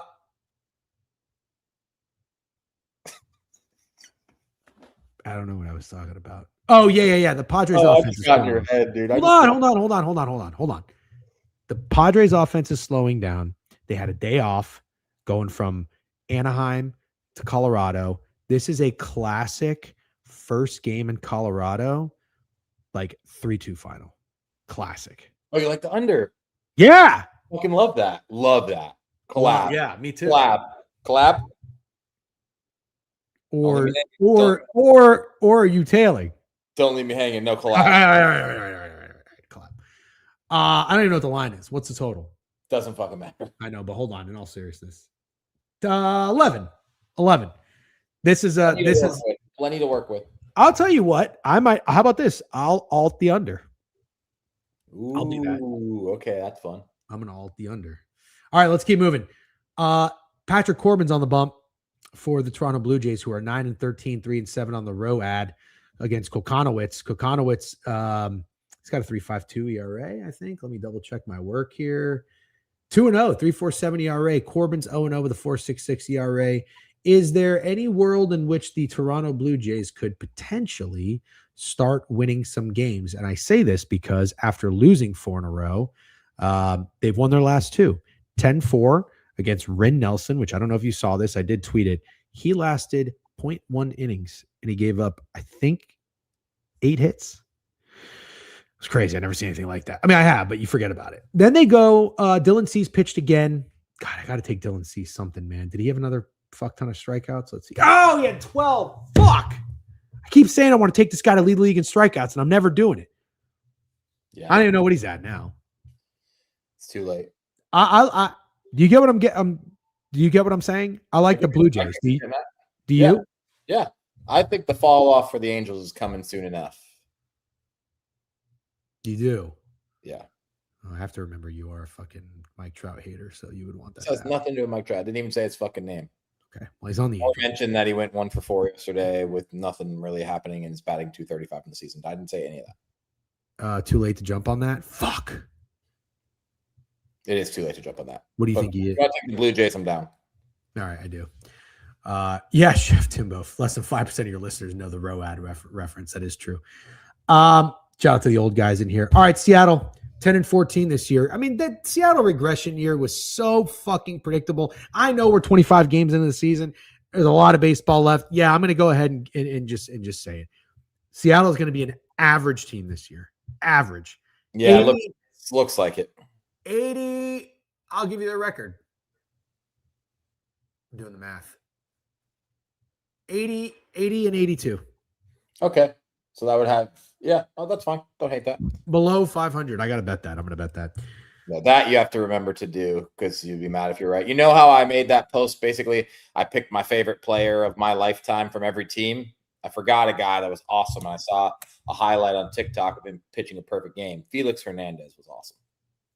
I didn't pick enough pitchers. Wow. The problem with my list, if I could go back and redo it, is I didn't pick enough pitchers. But Felix Hernandez was fucking awesome. You want me to tell you a really quick Mariners story? So, yes. Do you remember Edgar Martinez? Yeah, another really sick Mariner. Loved Edgar Martinez. When I was younger, and I've told you this many times, and I'll continue to repeat it, before I ever liked the Rays, I hated the Yankees. Yeah. And when I played baseball video games with my friends, I was always the Mariners. I like the Mariners. I was a Seattle Supersonics fan, so I was like, oh, the Mariners are cool. They also had a really cool pitcher. You're not talking about Felix Hernandez? No. He did not throw very hard. Was it Wakefield? No, not Wakefield. Any pitchers coming to mind from Seattle during that era? Anyways, I'll speed up the story. Ichiro, obviously, everybody knows him. They set a record, I think, for the most wins in baseball. Do you remember that? Yeah. It was like 116 wins or something. I don't know. They were like one of the best regular season teams ever. And Moyer. Yes, Jamie Moyer. There you go. I think of that guy on the Phillies. Is that a bad take? No, that's fine. They go to play the Yankees in the fucking playoffs. And sure enough, That's when, as a sports fan, I realize, and I always say this, you don't want to be too hot in the regular season. I'm scarred from that. And of course, the fucking Yankees beat him in the playoffs. I was so mad. That's my Seattle Mariners story. Anyways, Luis Castillo's going today. The Mariners are minus 155 against the Athletics, who are 12-11. What? You laughing again? And just oh, sorry, my bad. I've been doing pretty good at telling you what I'm fun. You've been doing better. How about that? I don't know about pretty good. You've been doing better. You highlighted. I didn't ask for your rating. I told you how I thought I was doing. That's funny. That's funny. That is funny. I'm sad about the Mariners because I actually really think they have everything that you need to be good. I didn't know their bullpen stunk, to be honest, but they do have really good starting pitching. I feel like they have good enough bats, so I don't get why they're bad. But it's gotten to the point where, like, I know it's Castillo pitching, but even he hasn't been very good this year. And, like, how are you laying minus 170 with this team? Yeah, man, I kind of like where your head's at. I don't agree with the how are you laying minus 130. To me, that doesn't really move the needle. Anything over like minus 150, it's like, whoa, am I really going to pay that? Nobody likes to fucking risk $50 to win 32. Yeah, that's fine. So, but I agree with you. There are just some buttons I want to press on the plus side where it's like, should that team really be this big a favorite? I just want to bet the dog because I don't think they should be. The Twins, the A's, and I thought there was one more, but I can't think of it. So maybe I only had two. Okay, let's finish up. I'm going to take a piss, and then we're going to talk some NBA. The last one is Yamamoto, minus 175, minus 180 against Landon Roop, plus 160. The Giants. The last one? You're just conveniently leaving off. My bad. Go ahead, White Sox. Just so you know, in the last game, this is pretty crazy, actually. I don't know if you saw this. These teams already played, by the way, Mariners and Athletics. I don't know if it was yesterday or 2 days ago, but Cal Raleigh homered. Nick Kurtz homered. Langoliers homered. Come on! What's he at now? 7? One of those guys we have to go back to, right? Sounds like Let's go, Spain. That was my fucking take. Go ahead. Sorry. Langoliers. Oh, Raleigh is tough. I'm going back to one of those guys. I'll let you know on Twitter. Did the system have any guys yesterday? No. All right. System's been up and down. Yeah, when I bet it, it's down, and then when I take a couple days off, it's up. Yeah. System of an up, system of a down. I feel like when we don't bet it, my DMs are flooded with people talking about guys that went back to back. I'm like, what the fuck? So, yeah, anyway. I got that kind of going on in my DMs too. Speaking of cool names, because we gave Himmy Neutron, I think Killa Jim Tom is a great name. Yes, Killa Jim Tom. Killa Jim Tom sounds like. When I played poker on AGP's game, Killa Jim Tom was playing. He might have even won. Killa Jim Tom sounds like a guy who's like a tour guide in a mountain and wears big boots with shorts and like one of those big hats with the string underneath it, you know? And he's like drinking a natty ice. I think he sounds like a guy you pay when someone that owes you money won't pay you. So you're like, I got to call up Killa Jim Tom and fucking send him over. Oh, you think Killa Jim Tom sounds like a mean guy because of the Killa? Exactly. I think Jim Tom, I'm focused more on the Jim Tom. Okay. Anyways. Why are you making me go back to the White Sox when all you ever say is it's White Sox money line? Sean Burke is pitching. Why don't you say something? All right, Sean Burke's pitching. He's 0-2 with a 4.43 ERA against Merrill Kelly, who's 1-0 with a 3.38 ERA. Don't really know what to think about the Snakes team. I'm shocked to see they're 13-9, 7-3 in their last 10, 7-3 at home. The White Sox are, they're fine. 8-14 is about what you'd expect. 5-8 on the road. Is this game one of this series? Probably. Yeah, they won a series against the A's after getting swept by the Rays. Don't forget about that. They did get swept by the Rays. Total 9.5 runs? Potentially, but most importantly, White Sox, but potentially runs. Murakami hot dude. Yeah. You know what? I'm kind of with you. Minus 150 actually looks short. A little bit, yeah, for sure. Yeah, that looks short. For a pitcher nobody likes with Sean Burke, I'm kind of into the White Sox. All right, anything Dodgers, Giants? If not, we'll do a recap. I'll piss, then we'll talk NBA. Yeah, you could argue it looks a little bit short, but that's the most I got. Guardians, Astros. Guardians don't really want to lay the price, but I do think it's the Guardians. Rays, Reds. I think you and I both agree it's the Rays. Yeah, Rays for me. Reds are 9-2 on the road, 15-8 on the year. Let's go and cash that 5-1 division winner. Marlins and Cardinals. Nerfy and under. Nasty under. Detroit, Milwaukee. No, I'm gonna pass. Boston Yankees. I like a square over a little bit, but I might be off. I'm gonna pass. Maybe bet Red Sox. Atlanta, Washington. I like this under. I think Foster Griffin pitches well today. Cool. I like the underread. Might go first 5 under. I remember Krabs saying that the Nats have a terrible bullpen. Where am I? Mets, Twins. I'm gonna go Twins. I'll pass. Okay. Cubs, Phillies. We didn't really talk much about this game actually. Imanaga against Luzardo. Luzardo's got an 80 ERA, dude. I know. I'm not really trying to catch any falling knife with the Phillies. They might just actually stink. I'm not. Phillies are done. Yeah. I don't really like the Cubs either, so this would be a hard pass for me. Kansas City Royals. It is Bobby Witt Day against Shane Baz. Sorry, Baz, you're dead to me. Orioles. Rangers and the Pirates. Kind of like the under here too. I like the Rangers. Yeah, I'm with you. If I had to go side, I'd go the Rangers as well. Colorado Padres. We like the under collab play. Yep. Angels, Blue Jays. I like the Blue Jays. Yeah, I kind of do too, but I don't think it's making my card. Okay. D-backs, White Sox. White Sox. I like the White Sox too. Athletics, Mariners. I like the A's. Pass. Okay. All right. Everybody tee up and turn your pages to the NBA. We have 1, 2, 3 games tonight. We'll talk NBA with Steak. I'll talk a little NHL, and then we will shut it down. It is 11:34. I'm going to take a quick piss break. We will be right back after these words.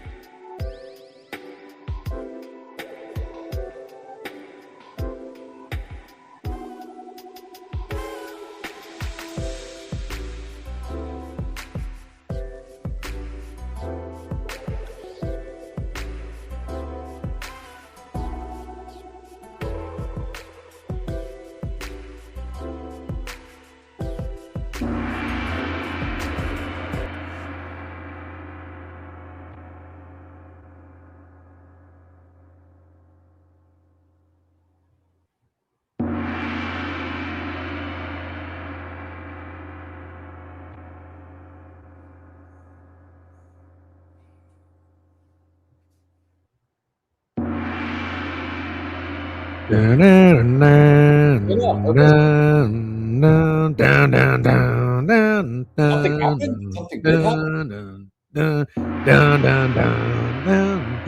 I just started to think about, the intro to Hell's Bells.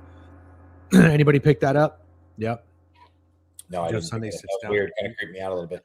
No, why would anybody sit down to pee if you don't have to? I pee standing up. That's so silly. Yeah. Let's go to the NBA board. Please Drink Man and Austin X wins with new follows. Welcome to the Board Review and the Book It Sports Twitch channel. Make sure you hang around 12:30.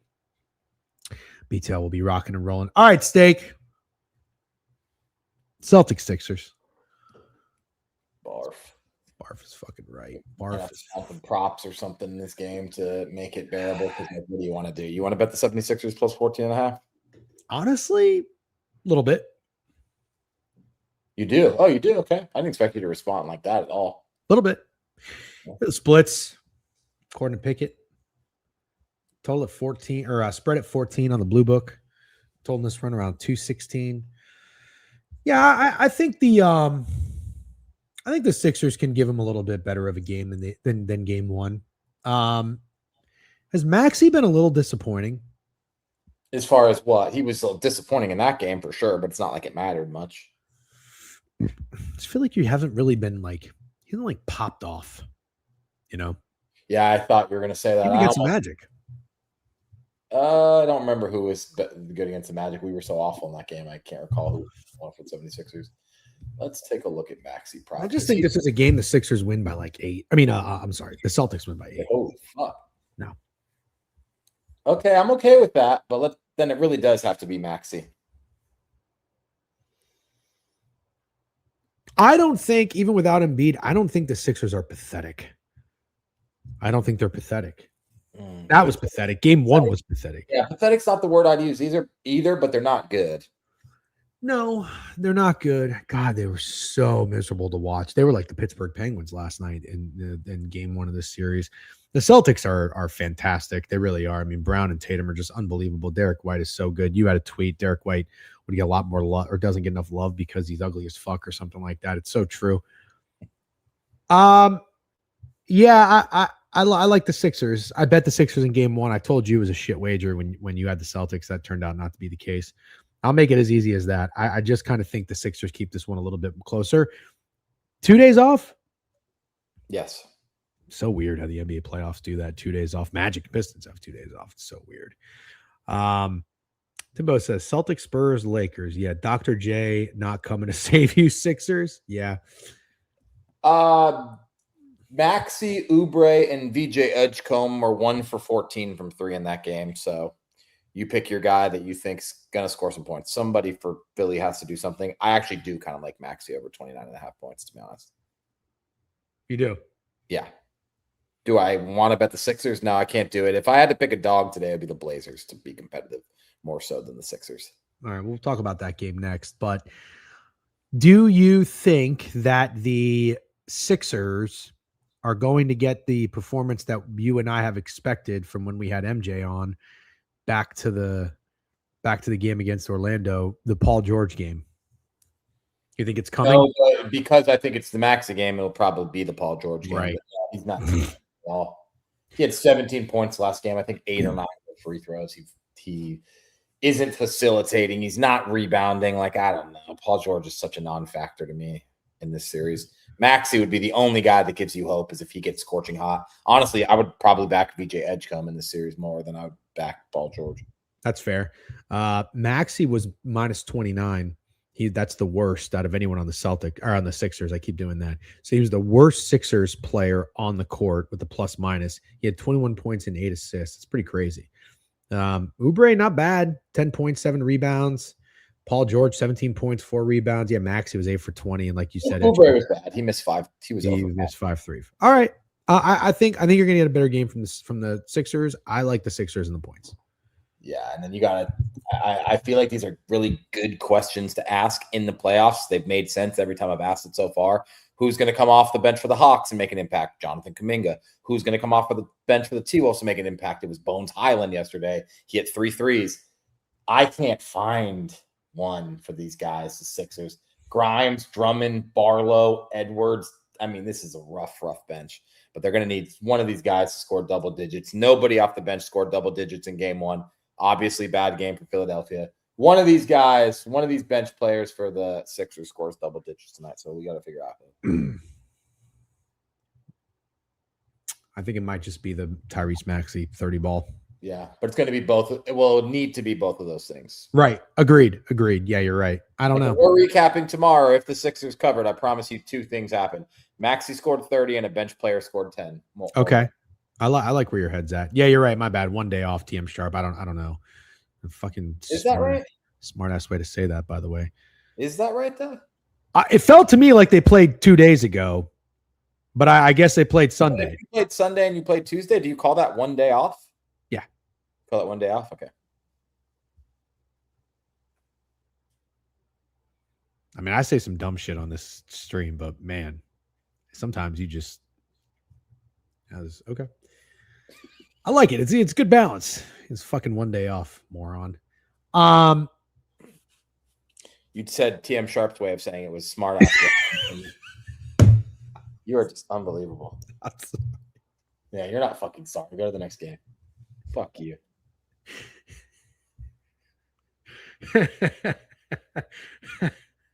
It's just funny that that didn't click for you. You had to read it back. It was pretty funny. We're moving on. I'm moving on. Hold on. Spurs and the Blazers. I got nothing for the Portland Trail Blazers. I got nothing. Like I got something. I didn't hate their performance I really didn't hate their performance in game 1. Like they weren't horrendous and they never stopped. They played pretty hard. Drew Holiday was awful. If Drew Holiday wasn't awful, I think it would have been a different result. Spurs still would have won. It just would have been a lot closer. But I didn't hate it, man. I really didn't. No, I might be the only person saying that. Like Drew Holiday was 4 for 15 from the field, dude. 1 for 7 from 3. He can't do that. Your team needs you, Drew. What are you fucking doing? Scoot Henderson gives us 18, 7, 11 from the field. Denny gets 30 again. God, he's good. And they had a double-digit scorer off the bench. 2 of them, Shaden Sharp and Robert Williams. I don't know, man. I don't know. I think Blazers cover in this game. I think Blazers are very competitive in this game. I think I'm going to go against you. Okay, totally fine. Yeah, I think I'm going to go against you. I think I like the Spurs. They do have a button. And what they win by last game? Like 15? 13. Yeah. The spread was 12.5, by the way. You got the Thunder, the Celtics, all dropping fucking big hammercock victories. I think this is a Spurs like 25-point victory. That's what it feels like to me. By the way, Quantitative saying he's shutting down his account. I don't really know what that means, Quantitative. Are you getting a new account on YouTube? Just let us know whenever you do. We'll get you modded in YouTube. Appreciate you always being here. Big QE guys, always have been. They have Wemba Mama button. Right. Yeah. Blazer did play pretty well last game and they still didn't cover. Yeah. Spurs played really well too. They got everything they needed from their guys. I'm telling you, man, 4 for 15 and 1 for 7 from 3 is not happening again for Drew Holiday. Promise. Yeah, I'm a Drew Holiday guy. I'm with you, but no thanks. No thanks. No, I understand. All right, let's go talk Lakers Rockets. By the way, hilarious. I just saw a report. I don't know if I got sent-out if this is real or not. Chat, can you guys please? I guess before we move on, would you say that that's your favorite bet, Drew Holiday? No. Prop from a prop perspective. No. What's your favorite prop? Well, I'm going back to the King, dude. Going back to the King. Can't wait to talk about the next game. No, I'm talking about the Spurs game. Oh, favorite prop in this game is Drew Holiday. Yeah, points. Yeah. Okay, all right, I like that. Houston 5.5. They said Durant bruised his knee from diving for a loose ball. That's what I saw.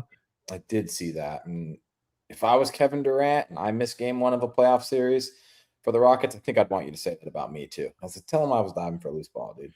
Can't make fun of me. Yeah, it's a great cop out. But for anybody who doesn't have their head up their ass, 37-year-old Kevin Durant is diving for loose balls in practice. Yeah, straight bones. Dude. It's crazy if that's true. It's crazy. Yeah, I don't know.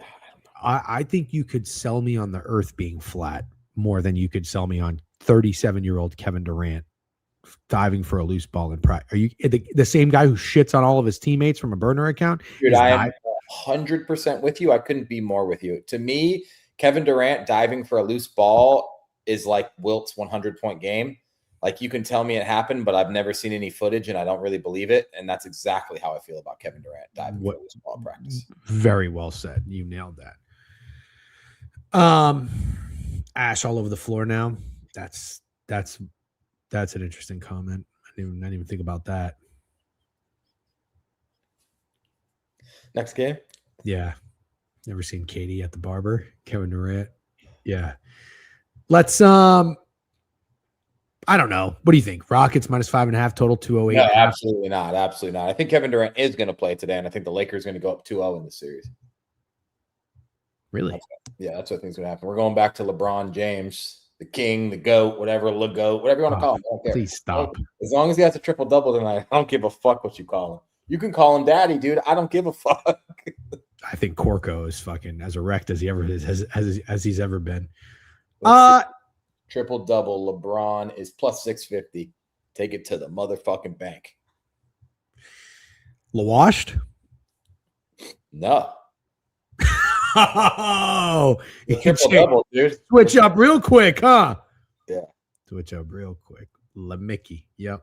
La Daddy. Yeah. There's no way I'm putting any money on the Lakers in game 2 of this series after beating the Rockets and Luke Kennard going 5 for 5 from 3. But it would be interesting. Hot dudes. If you ride the hot dudes, you got to ride Luke Kennard. You have to ride Luke Kennard. So, but I want to ask you one question and then we'll move on. Sure. If you do think the Lakers stay competitive this game, I know you're saying LeBron's going to have a good performance, and I would not argue that he will. But let's just assume Luke Kennard is not going to shoot like he did last game. Let's say he's 2 for 8. All right. Who is another guy from the Lakers that would step up? Rui. Has Rui been good, or has he been decent? He was pretty good game 1. I think he was hitting his shots. I've always kind of wanted to believe Rui could be a solid contributor, so I have nothing against that. Maybe a little Rui PRA. Sure. I would single him out points. One of the games this series is going to be the Marcus Smart game. Can I interest you in that? You're a Marcus Smart guy.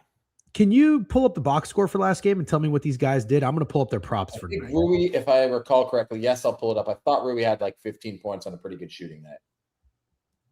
Okay. When did they play? Did they play Saturday? Yeah. Yes, they did. Oh, so they had Rui's points are 13.5. Damn, that's kind of high. Well, he had 14, 6 of 10 shooting. He hit 2 threes. Marcus Smart had 15, 5 of 12 shooting, 1 of 5 from 3. Obviously, Luke Kennard went nuts. DeAndre Ayton, dude, 19 points, 11 rebounds. What a game. What a game. Dude, is Sengun kind of ass? I've been seeing him get a lot of shit for sure. Me too. I guess that was a bad take. I said he was like my new favorite player the first fucking 15 games of the season. He was pretty fucking bad in this one, yeah. Oh, he's all team cone? We got Jalen Brunson and Sengun, all team, first team, all cone. According to Jaden McDaniels, you could fill out the rest of that fucking lineup with Nuggets players. That's a good point. So I would go back to DeAndre Ayton. Yeah. I kind of would too. Maybe, but now we got too many Lakers. Let's narrow it down. It's too many Lakers. Okay. Gun to your head in GTA, you have to take a guy to back on the Lakers. Rui, Marcus Smart, or Ayton. Go. You know what, man? Probably go Ayton. Okay, I think I would go with Rui. I'm fine with that, but I am curious. Marcus Smart, you said one of these games is going to be a Marcus Smart game. Just so I'm clear, 15 points, 8 assists, 2 rebounds, You're 2 blocks, 1 steal. No, you're 100% correct. That is a Marcus Smart game. That's a wonderful game from Marcus Smart. He could have shot a little better. Maybe you could argue that, but he was great. 5 for 12, and he did have 5 turnovers. But yeah, you'll take that from Marcus Smart. That was one of his better games that he's had. Yeah, it's because there's literally nobody else in this team. Luke Kennard has to be a superstar. Like it's right. That's well, I was gonna say from a basketball brain, if this is what people are saying, and I trust the ball knowers on NBA Twitter, if Sengun is a cone, I'll lean into it. Just like I lean into the Hawks not having sorry, I keep saying that. The Raptors not having size to stop the bigs for the Cavs. If Sengun cannot stop DeAndre Ayton, I will fucking go with DeAndre Ayton. This guy, listen to what he just did. 19 points, 11 rebounds on 8 of 10 shooting. Yeah, let me just tell you, though, if you Okay. thought Cat was frustrating, wait till you get a load of DeAndre Ayton. He is frustrating, and he is bitch made. Yeah. Oh, I know. I'm aware. I'm fully aware of him as a player. Arizona? You want to hear a funny story about DeAndre Ayton? Sure. So, did you see the Magic fan doing the car crash thing every time LaMelo is Yeah. Yeah. I know that guy. He sits a couple rows in front of me at the games. I know him. I've known him a long time. Funny guy, but he's always chirping the players. Always chirping, because where our seats are by the opposing bench. And one game when he was on the Suns, he yelled at DeAndre, "You're a bum. You're not worth the money." I think it was when he just got his contract, bro. They got so mad. JaVale McGee was on the bench at this time. He started yelling at that guy. They were going back and forth. An article about him was on TMZ because it got so heated. The Sun assistant coaches were telling him they were going to beat his ass. And then security had to kick him out. And he's got like the best. He's like the number one Magic fan. Like, he daps up Jalen Suggs before every game. Like, he's the fucking guy. And he had an article written about TMZ. So much so that his girlfriend, who he's not dating at the time, it'd be so funny if he's listening right now, called me to get my recollection, because he was like, "Dude, I didn't even really do anything that wrong. They just started like jumping down my throat." So they called me, put me on speakerphone so I could tell my recollection of the story. That was a wild story. Very wild story. Yeah, TMZ. I could literally find you the article. Well, he's the same guy that was doing the LaMelo car crash thing. That's pretty good, by the way. Very good. He made it on fucking Barstool. Everywhere. Yeah, yeah. So is he a good guy? Yeah, he's great. Love him. Okay. Hilarious guy. Yeah, because like you could chirp the players as long as it's not like too personal. Like that serious. No, that's what I'm saying. Yeah. Like yeah. I'm okay with that. I can't bet Dayton after that story.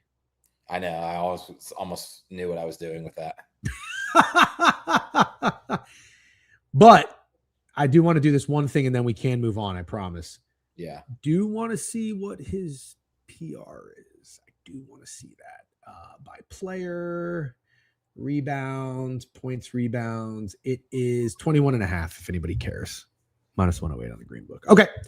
Let's go to the well, that's it. That's it. I'll talk some NHL. By the way, before you sign off, because there are a few more minutes, not that we need to go into this. Did you hear them talking about this Rich Major guy and him not tipping? Yeah, I don't know him. I don't know him either. But I kind of don't want to. No, that was not good, Rich Major. I'm gonna give you a chance. We give everybody a chance around here. That was tough. He was like not great. Not tipping people who deliver your food. Honestly, it's like it is a shitty person thing to do. I'm just gonna be honest. I'm not even gonna sugarcoat it. You are probably a shitty person if you don't tip delivery drivers, but also it's risky. What are you doing? Oh, you're risking that with your food, not just give them a few bucks. Because from what I'm told, when they pick up the food, or they can see what they're being tipped on the way to your house. I'm sure. Tell me that guy's never got his food spat in before? Yeah, something. Crazy. You know? Fart on your fucking hamburger. I don't want that to happen. Yeah. That's a weirdly specific thing. Man. Well, I've been doing this too. When the weather is bad, people in the city, they deliver your food on bikes. I up it. I always go to like 18% for a tip. I'll give yeah, the weather's bad. It's like raining or fucking. Yeah. To be fair, I think the apps kind of like hint at it, like telling you to tip better when it's raining or snowing. I don't know that they do. Now that I think about it, it usually auto defaults to like 10 or 14%. I up it to depend on how bad the weather is. But anyways, all right, Steak. Great job. Good luck tonight on your wagers. We'll talk some puck, and we'll see you. Can I end it with a crazy story about an Uber delivery? I make it 90 seconds. You ready? Yeah. I was in Wyoming or Montana, I forget, and I was staying in a silo in the middle of nowhere. We were trying to go to Glacier National Park. I was with my wife. We look up what's available on Uber Eats. It's like this random burger place. One thing available, and it's for breakfast, because obviously we're trying to eat something before we go to the park. And it's like, I order these breakfast sandwiches, right? I order the breakfast sandwiches. It says it's going to take like an hour. I'm like, whatever. Put my phone down. I'm in this silo, whatever. My wife is changing, butt ass naked, entire ass out. The Uber driver walks up to the door and sees my wife, bro, and he's shook. And I like look at him. I can't help myself. I start hysterically laughing. And he puts the food down, dude, and he runs away. And he ran away. I mean, he was fucking terrified. It was like, I don't know. I'm not sure this guy had ever seen a naked girl before. And she was so fucking mad at me for not tracking that he was coming up the door. Dude, it was, yeah, that happened. I can't blame his reaction or your reaction. I was hysterical. Now, what else do you do? I mean, I might have spent 20 whole minutes laughing while she was calling me an asshole. She's like, he did the right thing. What? He did the right thing. Oh, he 100% did the right Just thing. run away. He was like, wow, at first I think he was like, is this some kind of weird fucking Yeah. Like they want you to, they're like baiting you into some weird kinky shit. That's pretty good. Did an owl deliver? It was a pretty funny comment. All right. He's going to kill me. Yeah. Steak likes hockey, but he doesn't really have any insight on it. So we'll let him get rest and shut down. He's got a big week. He's going to Pittsburgh, by the way, boots on ground for the draft. So we will see you tomorrow. We will not see you Thursday. Exactly. See you tomorrow. NFL draft talk, right? Yep. Goodbye. NFL draft talk mañana, and the bets are going to go in, and we will do our mock draft as we usually do. Goodbye, Steak. Have a great day. All right. That fucking loser is out of here. I'm just kidding, obviously. Let's get to the ice. See my beautiful toaster back there. That's right. I do have a toaster. I do not have an air fryer, but I do have a toaster. So get fucked, haters. Okay. What do we got? Oh boy. Oh, what's that fucking Disney shit? Anyways, 4 games on the ice tonight. 2 of which I'll be watching, 2 of which that start too late and I probably won't be watching. The Lightning and the Habs. Lightning minus 180 total, 5.5. Listen, I'm going to tell you right now. I know I'm late to a lot of parties. Okay. Michigan to win it all, plus 175 in the Final Four. The Canes to win the East, plus 180, up 2-0 on the Senators. I'm late to a lot of parties. I'm not usually early, but sometimes I am. Sometimes. Not often, but sometimes. I like to wait and wait and wait just to be sure before I pull the trigger. I think the Montreal Canadiens are a real problem. I think the Montreal Canadiens are a real fucking problem. And something is up with Andrei Vasilevsky. Now, there's 2 ways to go about this game. You got 2 different paths. You ever read any of those books back in the day? You ever read like Goosebumps or Animorphs? What they started doing to get creative was they would say you could pick your journey. All right. You're reading this chapter. That's where I used to read. No big deal. You read this chapter and it says, go page 69 if you want to go through door number 1. Go to page 84 if you want to go through door number 2. And it would take you on different things. You know what I'm saying? Yeah, lads, I swear to God, you're annoying the absolute fucking piss out of me with this time and time and time and time again. Bam. Timeout, 10 minutes. Same shit over and over and over again. Stop it. Choose your own adventure novel. Thank you. Fucking lock in, tighten up. We're talking about the board. Shut up. Well, this is what you can choose. Okay? Thanks, Ron. You can choose that Vasilevsky is going to dial in and lock in because he has been shit lately. I think he's been shit since the fucking COVID playoffs. Is that what people were saying? Maybe it's 2022, which is crazy because I think Vasilevsky is one of the best playoff goalies that I've ever seen. Apparently, I'm wrong. Apparently, statistically, that is not correct. So tonight is going to be a night Vasilevsky locks in at home, game 2. I'm going to say back against the wall. It's not an elimination game. You understand that, right? But going down going down 0-2 when you have home ice is bad. Bad. So you can go that route. Or you can go another route. And you could say Vasilevsky is a fucking problem. And the Habs are fun. The Habs are scrappy. The Habs got some dudes. And you could take the plus 1.5 and or the plus price. I'm leaning towards option number 2. Flyers getting the brooms out. We're not talking about the Flyers. We're talking about the Lightning. Are you as dad? I don't even know what you're talking about. Strikes me as Captain Underpants. I never really watched that show, Captain Underpants. Vazzy has low-key not been great for 3 to 4 years in the playoffs. That's what I saw. Yep, Jeff one day, sure, whatever that means, we'll take it. I like it. Lightning win the series 4-2. I don't know, man. I like the Canadiens. Lightning went from minus 300 in the series to now minus 120. I like the Canadiens. That's what I like. That's the route I'm going. That's the adventure I'm going. Let's go to Buffalo. Buffalo minus 155, total at 6.5. Deflating. if you're the Boston Bruins. Absolutely deflating that you let that game get away from you and you let that win escape you. Jeremy Swayman, I fell asleep. I went back and watched that game. Jeremy Swayman was unbelievable until 7 minutes left. And who would have known 6'6" Tage Thompson just took over? I mean, some of these shots this guy had were insane. Did you see the second goal? It went under the left pad. Absolutely insane. So I got to tell you, again, two different adventures. What are you going to do? Boston Bruins bounce back. They've got heart. They grab their nuts, or they're deflated as fuck. Not saying they're going to roll over, but I am saying that the Sabres are going to win this game and they're going to try to even it up back in Boston.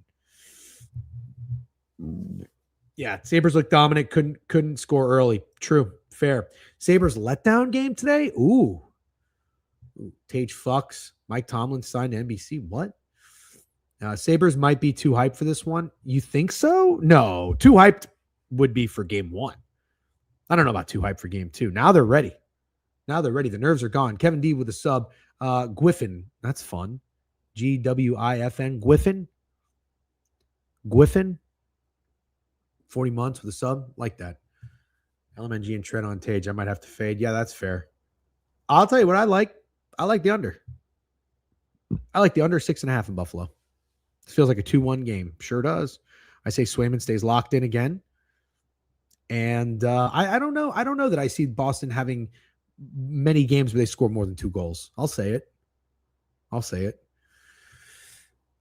Vegas and Utah. This is a game it's hard for me to have an opinion on because I didn't watch any of the first game. But Utah feels like a team that's not going to be an easy out.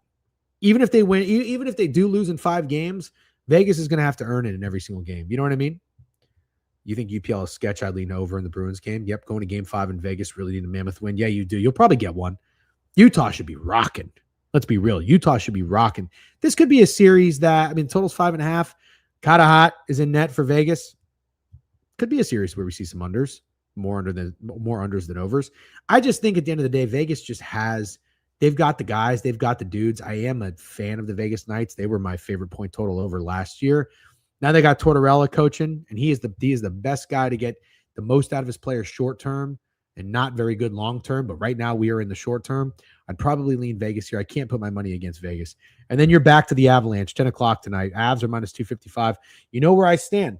I got my coin on LA with the plus 1.5 and the first period, plus a half in game 1. I'm good. But I like 2 things in the first 2. I like the Habs. Fuck it. I like the Habs. The Lightning are done. I think the Habs are going to win this in 6. Lightning got too many miles on him. Vasilevsky, his woes and his issues in the playoffs stay. And Buffalo-Boston is a game that stays under. That's what I think. Low-key, Jeff knows puck. Thank you very much. And I don't even need the glaze. Here's what all I need. To Yay Lads, to Jay Thorpe. After 2 fucking hours of doing this show, 2 hours with 1 goddamn break. All right. I'm tired. My fucking vocal cords hurt. My head hurts. We talk about hockey. I'm up here, solo mission. I just need you to lock in. I just need you to contribute, whether you agree or disagree, whatever. I don't need you to fucking Yay Lads me. All right. I don't need you to Jay Thorpe me. Is that so much to ask? Just fucking lock in, talk some puck. Or if you don't want to talk puck, just listen to some puck. Don't hit me with the, you know what, hockey. Yeah. Shut up. Shut the fuck up. Respectfully. Thank you very much. Great show today, everybody. You guys have a great rest of your Tuesday. Fantastic week. BTL will be up here before you know it at 12:30.